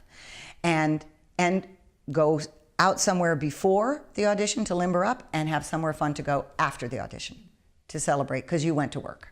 I absolutely love that, in terms of interacting with people, Yeah. losing that sort of social phobia that we all, because we're all in a hurry, Yeah. and we're like, well, I don't have much time, and there's going to be traffic, and now LA is a little more crowded than it used to be, Right. so we're even more like dialed in on just going directly to where we used to. But like, go somewhere fun, like Trader Joe's, and pick up something. Yeah, just right. where it's Chat with the lighthearted. guys or the girls or something. Right. Just make something, live. You know, do something to get yourself personized again. You know? Right. Instead of focused on the job. Let's talk about, once you get the job, how should one conduct themselves on set, even if they're just have a scene where they're going to cross in front of the camera, or they have several lines of dialogue. First of all, the crew is usually comprised of real people who are not full of themselves and are willing to share information with you. You know, meet your AD, who's going to tell you where the dressing rooms are, and be nice to the craft service person, and be nice to everyone. But here's one thing that you must know for sure. If someone of the regular cast is nice to you and reaches out to you, it will be a rarity. I am amazed at the number of people who have every reason to be kind and open to the guest stars or co-stars who come on the show, who won't even give them the time of day. And so just don't expect it. Don't expect that. You be nice. Take care of yourself. You be kind. If someone is nice and sweet to you, be nice and sweet back, but don't try to suddenly become their best friend, because that's just going to backfire on you in a major way. Yeah. And ask questions. Feel free to ask questions if you need to ask questions, but don't expect that you are going to be embraced into the company, because it doesn't happen very often. Unless it's my show, because I make sure that I do that, because I know how difficult it can be to be the day player on a set, or the one in for 3 days, or something. And I've always made it a point to welcome. I think that's probably the theater thing again, that, you know, the pot of chili and the glass of wine concept. But that's what they should do. And be on time, always be on time. It's a good idea to bring a magazine or a book and a comfy pillow with you. Have a little set bag, because you spend a lot of time waiting and you want to be comfortable when you do. And most of the trailers or dressing rooms don't have a comfy pillow or reading material for you to pass the time with, you know. If you have any kind of special dietary needs or prohibitions, make sure you take care of yourself in that regard. Bring a snack or two that fits those things, and be prepared to wait. And check, you know, if you feel like you've been waiting a really long time and you're kind of losing the edge, check with your AD and find out if, you know, how was it likely, you know, can you give me an ETA? I'd like 15 minutes before you need me, if at all possible. You may not be able to get that 15 minutes, but that's why you say, if at all possible. And you could remember, I'd love to, just so I can pump up, you know, for when it's time to go. And know your lines, and you know, be prepared to enjoy yourself and do a good job. I like what you said too about, you know, be friendly, but not trying to be someone's best friend. Right. And then on the flip side, knowing that people that, oh, I can't wait to work with so-and-so, and know that they may not see you, and not being hurt. Perfectly said. You know, because Yes. I think there's like this armor we have to wear. And I think you learn it after a few years of being here, but when you're new especially, it's easy to get hurt. Yeah. Or it's easy to become someone's best friend right away, and then find out you never hear from them again. Right, right. You're shocked. Right. But yeah, can you talk about that armor? And it's not being a mean person, it's just being protective. Yeah, but it's not being a mean person, but you are more generous than I in this regard. I find that that they are not being a conscious person. Okay. Mm-hmm. You know, if you can't say, hello, welcome to the show. Yeah. Nice to have you. Now, one of the reasons they may not do that is because when they have done that, the newbie has decided that, oh, now she's my best friend. I'm going to talk to her. Right. We're going to have lunch together and everything. And that person wants, you know, get off of me. You know, Right. I'm just, maybe they're protecting themselves because they've done this before, and, Sure. and it kind of backfired on them in a way that they didn't want to have to deal with. True. However, it is easy to take a moment to welcome someone to your show, to be kind to them, to have a nice word, because we are all doing it together. Everybody is in the same boat, you know. You have a better seat perhaps than I do if you're the regular on the show, but we're in the same boat, and we're all actors and performers. So I find that sort of treatment. I was doing an episode of, and so she was, while the makeup lady was doing her makeup, her face was down like this in her cell phone the whole time. She didn't speak to anyone. She didn't say, now she may be a perfectly lovely girl. I worked with her for a week. She seemed very nice on the set. But if I use that as an example of how you as a guest star or co-star should be, or any star should be on the show, is that the people that are there, the makeup, the hair, they're not your servants. They are professionals who are doing their job. Treat them with dignity and with respect, because they have control over how you look. You're allowed to say, I prefer to have my hair blown forward rather than blown back, or I'd like to have it up if possible, blah, blah, blah. You can tell them what it is you want, but do it as though you are speaking to a professional, and say please and thank you, and be a conscious human being. Right. You know, they're not your staff. Sure. We talk about the best advice you've ever received and what was it, and then on the flip side, of course, leaving names out, the worst advice you ever received and what was it, in terms of a career, not personally on you. Mm-hmm. I'm just talking about a career in general in this town, being an artist. The best advice I ever received, I think, was from a man named Arthur Storch, who was a Broadway director. He'd won Tonys and whatnot. And before I came to Los Angeles, I thought, I'd been acting since I was very young, but I thought, well, I'm about to make the big push now, to come to LA. So let me just audition for Arthur Storch if I can. He was a colleague of my mother. She was getting her doctorate at Syracuse University.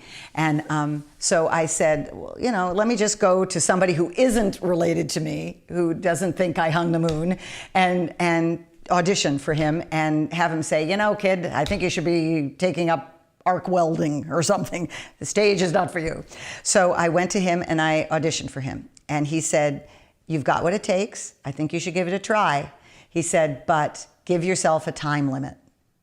Because, and this is a wonderful line from a fabulous old Hollywood guy named Oscar Levant, because Oscar Levant said, he was a New York writer, very well known and a musician, and he always played this Bing Crosby's sidekick or something, or the other wingman or something in those old movies, and very funny guy. And he came to New York came from New York here to write. And he, that was kind of considered déclassé to some people, because New York is New York and Hollywood was Hollywood.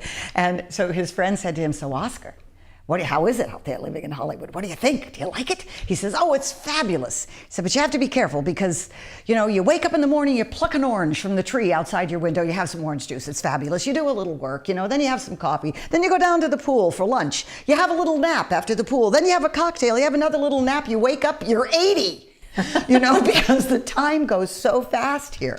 And so Arthur Storch said, give yourself a time limit. So I was going to give myself 5 years. But then I started firing on all cylinders. And, I needed to learn patience, but I got reward after reward, and then long stretches where I had to do something else, but kept auditioning and kept getting something. And then I got my first series, and then I was blessed and rolled into 6 more television series. And so my time limit kept expanding and expanding. But I think that is excellent advice for giving yourself a time limit, because there are so many people out here trying to make it, even more now than when I was here, and they keep coming. And now there are so many venues to work on, YouTube and all these other channels, Netflix and all these other things that are making shows, that it's easy to get lost and to keep thinking, well, and because there is no sense of time passing here, it is. You wake up, you're 80, and you don't know when, what? I was 18 when I arrived.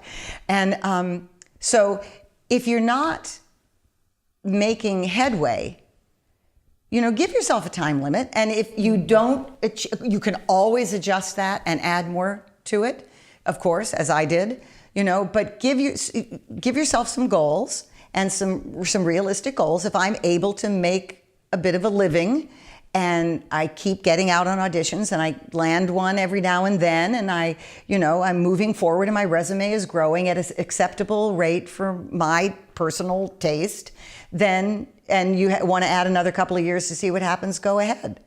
But for a lot of people, it's not going to work out. There isn't room for everybody who wants it. And so if you give yourself a time limit, then you're in charge. You're in control. Okay, I tried it, not for me. Back to Hewlett Packard, or back to right. to the family business, or something else I want to do. So, and especially now, it's become so common to have multiple careers. True. When our parents were growing up and their parents were growing up, you did one thing forever, mostly. You didn't switch. But now it's quite common for people to have several careers in a lifetime. So if you want to give this one a shot, give it a shot, because as we said earlier, no regrets. That's what you want to shoot for in your life. Oh. And could be my agent. It could be, yeah, actually. Maybe we should get that. Giving yourself a time limit is a good way to be able to try something that you want to try, give it a good shot, and then be in control, which always makes you feel better that it's not because Hollywood has rejected you and you can't possibly go on, It's because you've decided that you're in charge of your life and Hollywood is not satisfying your goals or desires. And so you get in your car and you drive it where you want it to go, rather than be restricted by what Hollywood is willing to give you, you know? And then, leaving out names, worst advice you ever got about the business, about the pursuit, and what was it, and how did you begin to know that it was faulty advice? If possible. I've always kept my own counsel. You know, I haven't really taken advice from a lot of people if it doesn't ring true.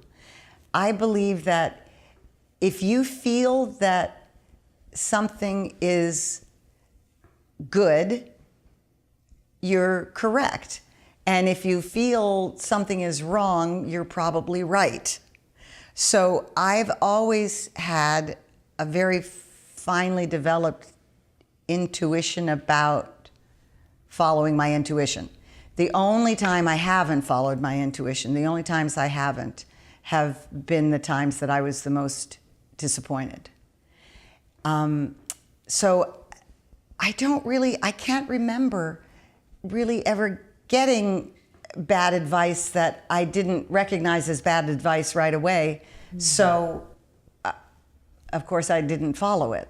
Sure. But I do love that line, you know, what Johnny Carson said what Betty Davis said to Johnny Carson when he said, "What would you tell a young actor coming to Hollywood?" And her response was, "Take Fountain." Right, right.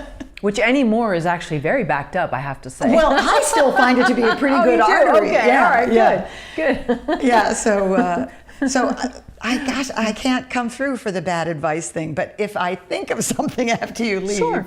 Okay. I'll let us know. Let you know. Okay. What makes a great actor? I think a great actor is someone who can feel as they listen. Because a lot of the best moments, I think, happen when you're not talking. Your response to another person is something that can feed them in a way that just having your line when it's your turn to speak doesn't. You know, I can see it happen. I've been on both sides of the giving and the receiving of that, where you have your moment, and what I do, just what my response to you, what my eyes say, what my body says, is I can see the other person going deeper into what it is that they want to say, because they know that they are being heard. And it is a natural kind of symbiotic thing. A wonderful quote from either Julie Harris, a fantastic actress, or Helen Hayes, another fantastic actress, was this. She was doing a play on Broadway, and she had to do it night after night after night for months and months and months. And there is a scene in which she comes downstage and sits on a park bench and has a moment and weeps. And someone came up to, and they're talking about the scene and what she's thinking and all that. And the person says to her, the interviewer says, "How can you cry every night?" And she says, "How can you not?" Because, and that was the end of the quote, was "How can you not?" But because she was in that moment, she was feeling that feeling. She was hearing those words or feeling that feeling. And how can you not respond to that if you're really hearing? So that's what I think makes a wonderful actor, is being able to hear and feel whether you're talking or not. And so being so dialed in to being able to hear something with a fresh perspective, or this, night after night, to take you to that place, but then also developing the tough skin to not let other things that are in the business bring you down. That sounds like an incredible balance. Ah, therein is the rub. Yes, it is. It's not an easy thing we do. It's challenging on so many levels, because so many other people, you have a job, you have that job. You go to that job, you do that job. You know, this is one of the reasons why the economic downturn affected me not at all, because, you know, actors are always looking for jobs, you know, so it's not, oh my God, I lost my job. And because we're always going from one to another. But yes, you do have to balance that. But you have to protect yourself from the slings and arrows of this silly business, of this capricious business, in order to protect your soft, creamy center for when you actually need it. It's a great analogy. What was the hardest chapter for you to write? You know, it just flowed. Once I realized what it was that I was writing at my mother-in-law's table, hi Mom, by the way, if you see this. I realized what I was doing was sharing how to live the life.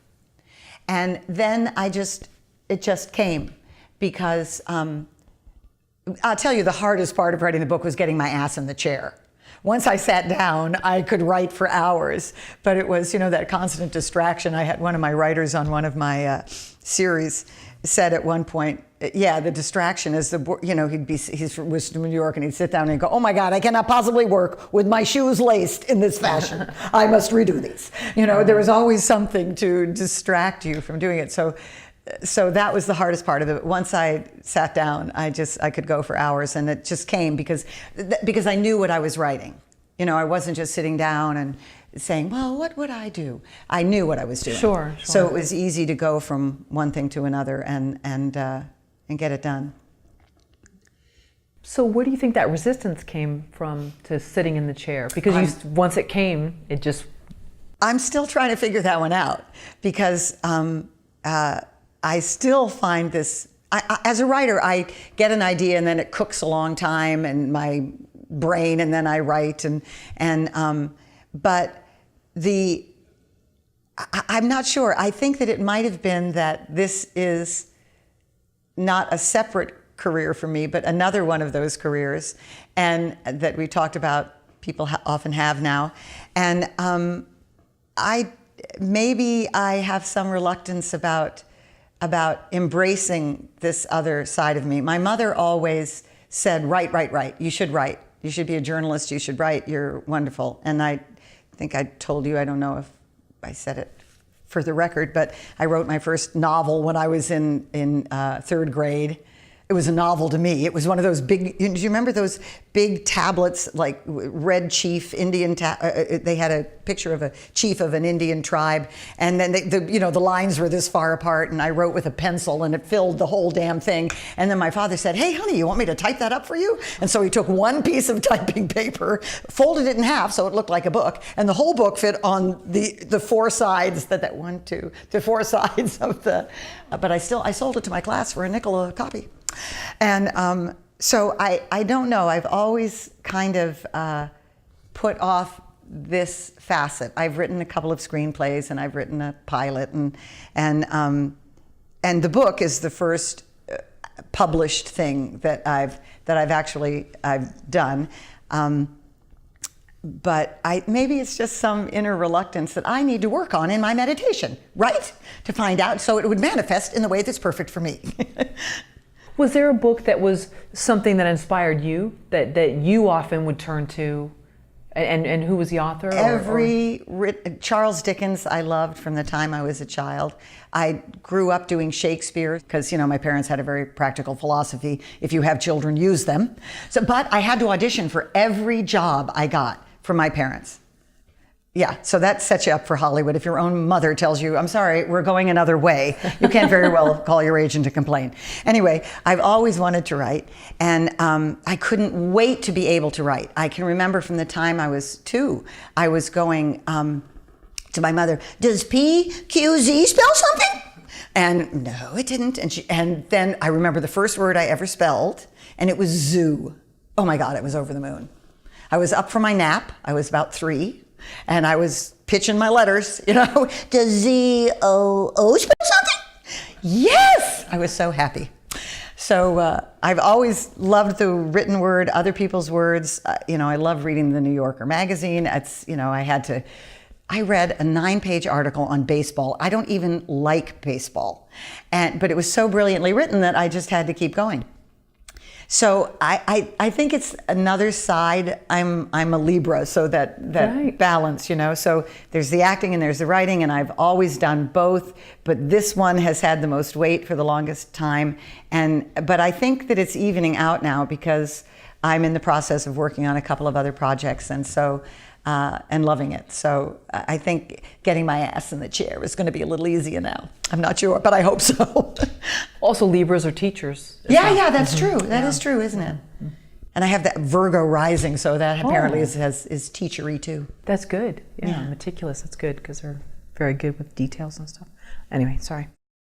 What are some of the best ways to become a better actor aside from being the perpetual student in these classes that I know are beneficial? Right. But you're right, people can get stuck in that. Right. And there's always also about classes, you want to be careful of the teacher as guru. You really have to be watchful for that, because a lot of times there are many classes in which it's more about the teacher and the students' adulation of that teacher than it is about the students, So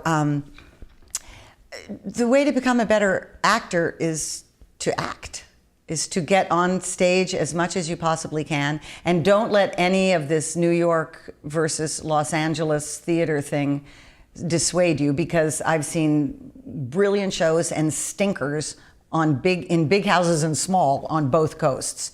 So you just have to do it. Actors act. If you sit around your house and you get a play reading together with other actors that you know and you just read, and then you celebrate afterwards. Right. You do that. You have to do it, because and interacting with other people is just social interaction with other people. Very important, I think. And being not self-absorbed person is very important, because you learn things from every experience. Being out in the world, watching the way people move in the world, listening to the sounds of their voices and the funny little tics they have and the things they do. It's all about incorporating something real into this fictional moment that you're creating on the stage. And the more reality you can bring to it, the better you'll be. And here's one thing, a tip that I have found to be invaluable. And I learned this very early on. My mother was also my coach, because she was and when I was doing Shakespeare, I was with the Colorado Shakespeare Festival for a few seasons when I was a kid. And she was getting her master's there at Boulder. And so I had to audition for everything. She wasn't directing them, but I had to audition for everything.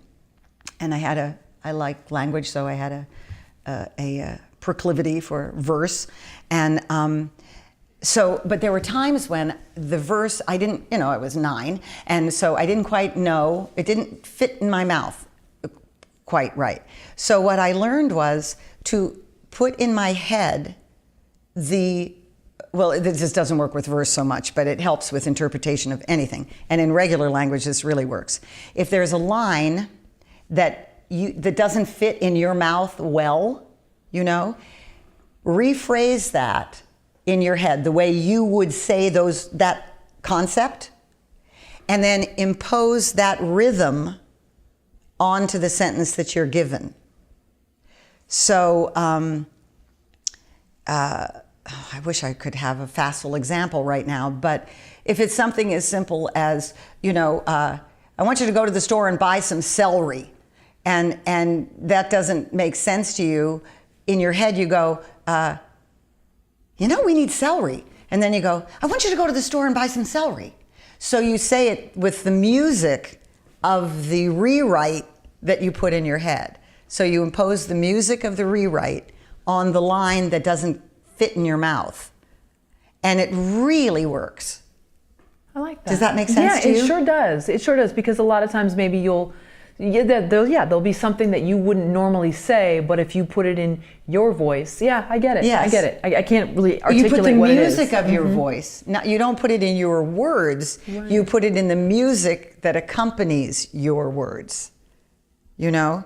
So you're superimposing the sound of, we could use some celery on, I want you to go to the store and get some celery.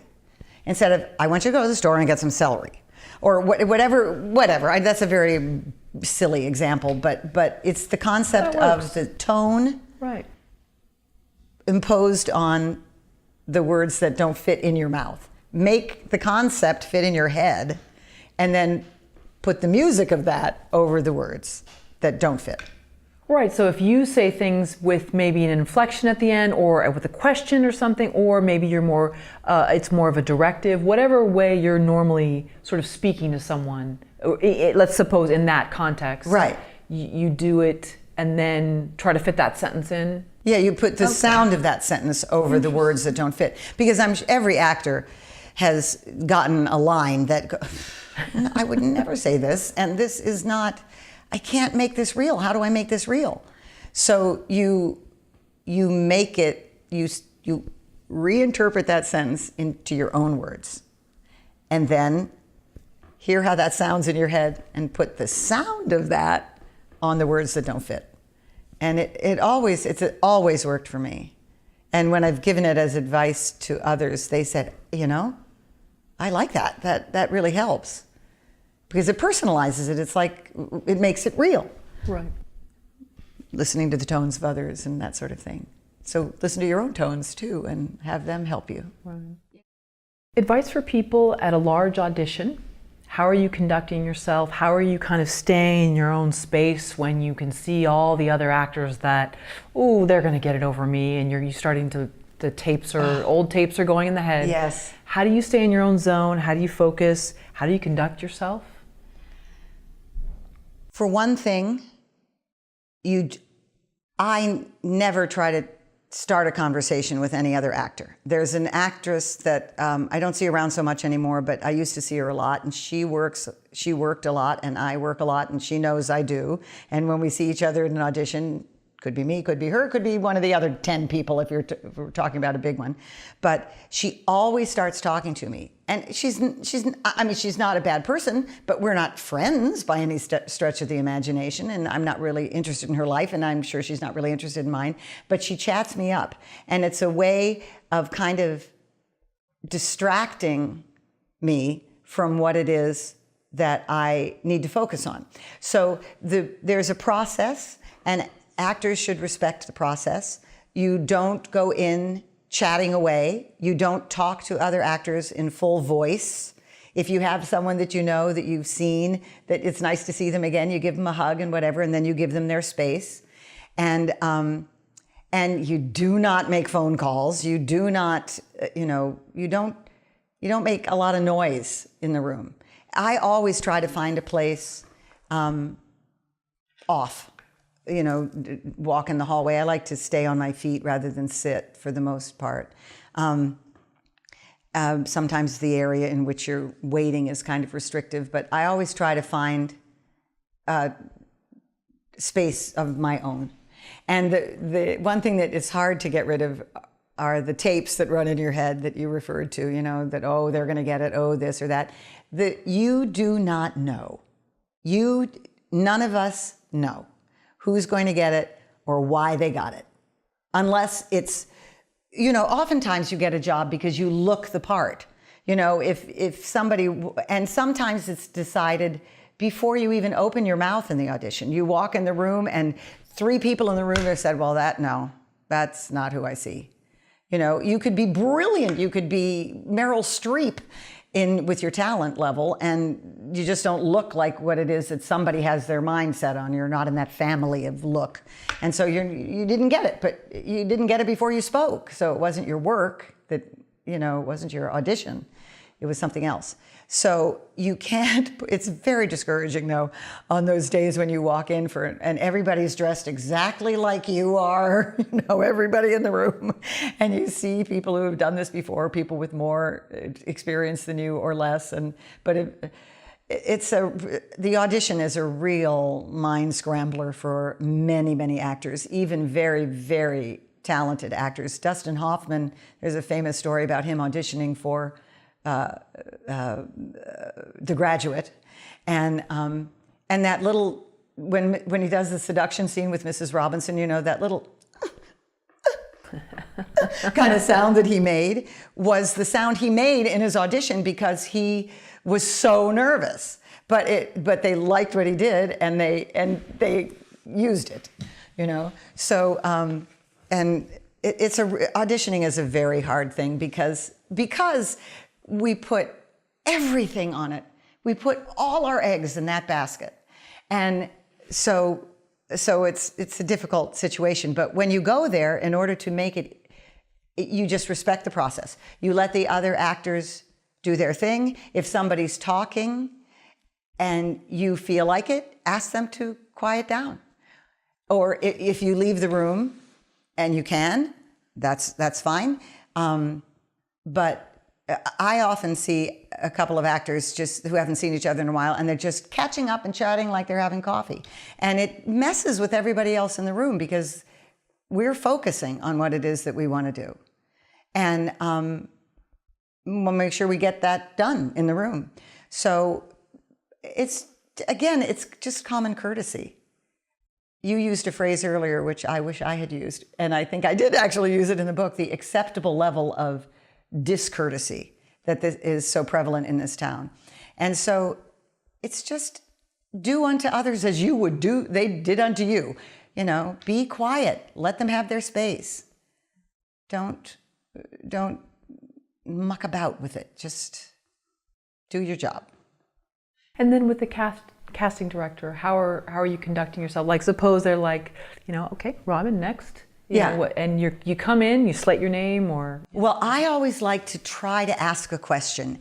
Even if you don't really have a question, ask a question, because it allows you to be yourself and say, and what about this moment? And they get to see you, you know, now here, are you going for, does she mean don't come back again? Or not, you know, ask them something so they see a little bit of who you are naturally. And it breaks the ice in the room a little bit, and you're not just the dancing monkey that comes in to behave for them, to perform for them. So you take a little of the space for yourself and do your thing. And then it's over. Are you thanking them and you turn on your heel and you're out the door? Yes. Okay. Thank you. No chit chat? No. If they start something, I'll say something. Sometimes I say, do you want to see it any other way? And but then, who told me? One of my New York agents said to me, don't ask them that. It implies that maybe you didn't do it right the first time. So I must admit I've dialed back on the, do you want to see it any other way? But I still ask the question sometimes, but it's generally thank you very much. And I still do ask sometimes. You want to see anything else you would like to? Because I love to get direction. I love it. And listen, as an actor, if somebody says to you, I want to see it another way, and they give you direction, count your lucky stars, because that's a fabulous thing. Because if you can show facility for taking direction, if you can change what you did and follow their direction, you've just risen a little peg on their particular peg pole of what you have to offer, you know? Right, because they realize that that's going to be you on set if they choose yes, you. And that you can see things another way. And sometimes I will go in and say, you know, I've made sometimes they say, do you have any questions? And I will, if I am pretty solid on the selections that I've made, I'll say, no, I just want you to know I've made a choice about how it is I'm going to do it, but if you want to see it any other way afterwards, I'm happy to do that. And then I do my thing. And then sometimes they ask to see it another way, and sometimes they don't. And sometimes I get the job, and sometimes I don't. Robin, I know a large focus of today was on film and television, but you do a lot of theater. And I was wondering, in terms of your theater career, what's been one of the biggest moments that was the most gratifying? Wow. The most sort of magical moment. I've had a lot of, stage is my favorite. I love film and television, but stage, you get to tell the story from the beginning to the end. You get to do it multiple times, so you're constantly finding new levels and new emotions and new feelings in it. I did production of Les Liaisons Dangereuses, which I was nominated for an award for, and it was wonderful. That language is so beautiful. But one of the most fulfilling theatrical experiences that I've had in the last few years was at the Geffen. And here's how it happened. I was going through the breakdowns. I don't know why they don't let actors have those. You know, it's the one place that we can find work, but don't give it to the people who need it. And so sue me if you want to. So I was looking at the breakdowns, and the Geffen was casting a play, All My Sons, and Arthur Miller's All My Sons. And I got this feeling in my gut that this had something to do with me. I mean, it was hugely powerful, that somehow there was a connection here for me. And then I remembered that I had seen my father perform in All My Sons when I was 4 years old. And I didn't really remember the play. I just knew that it had to do with betrayal and deception. And I knew that I was too young to play the mother, I was too old to play the ingenue, and I wasn't charactery enough to play the next door neighbor. But boy, I felt like this was something. And so I mentioned it to my agent, but I just let it go. No, I don't even have mentioned it to my agent. About 3 days later, I got a call that they wanted me to come to audition for the neighbor. And I said, should I dress, frumpily or put on a fat suit or something? What should I do? They said, no, just go as you are. And it was so important to me that I asked Evan if it were at all possible for him to drive me. So I didn't have to worry so I could just work on the words and what I wanted to do. I didn't want to have to park. I didn't want to have to deal with a parking attendant or money or anything like that. I just wanted to be dropped off, go in, do my thing, and leave. And I was so and by the way, any actor, when you have something important like that and you want that, ask for it. Okay, now with Uber, I guess anybody can do it. But anyway, so it worked out that way. So I walked in, I did my thing. They said, can you make an adjustment here? I said, yes, they asked me for the adjustment. I gave it back to them. Thank you very much. And I left. And the next day they called and I got the job. And it was at the moment when George Bush was now invading Iraq for something that Saudi Arabia had done. And we were invading Iraq. And the play, if you're not familiar with it, is about a man who manufactures airplane parts, and his partner starts cutting corners, and so sends defective airplane parts to the boys that are flying in World War II. And many of the planes were shot down, and many men were killed. And one of the people that was killed was Joseph Keller's own son. So hence the name of the play. They were All My Sons. Now, at the same time that this play was going on, we were invading Iraq. And if you recall, there was a big hue and cry that because we were so rushing to battle, we were sending them over without the proper kind of protective equipment that they needed. Do you remember that? That there were Jeeps that were not undergirded with steel plates, and all the IEDs were blowing our men and women up. And it was and parents were sending parts for the soldiers to put onto their machine, tank, or not tanks, but their vehicles and everything to protect them. So this play could not have been more timely. And so to be in this play, telling this same story that was happening right now, because manufacturers were wanting to sell their war machines, they wanted to get them out there, make that money, we're going to war, let's get that going on. Screw the soldiers who are suffering, which is the same thing that this play was about.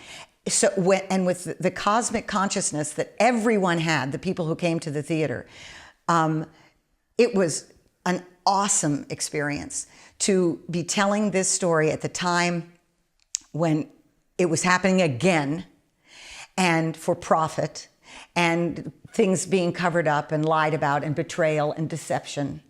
And I would sometimes go out in the audience during rehearsals just to watch the rest, because it was so. And Neil Patrick Harris played the boy, or the son, the surviving son.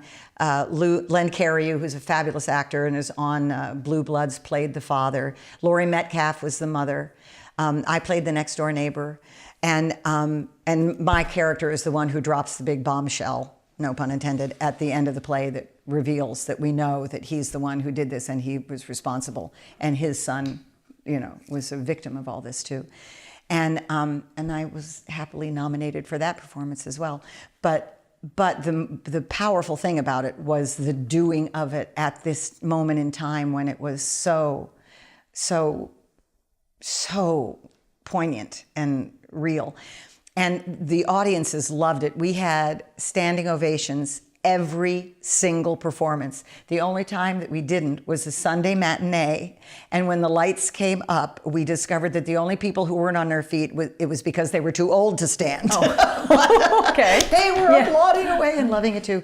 But to have that sort of confluence of art and life at the same moment was hugely powerful and very meaningful to me. And I was just really moved by having the opportunity to have that experience.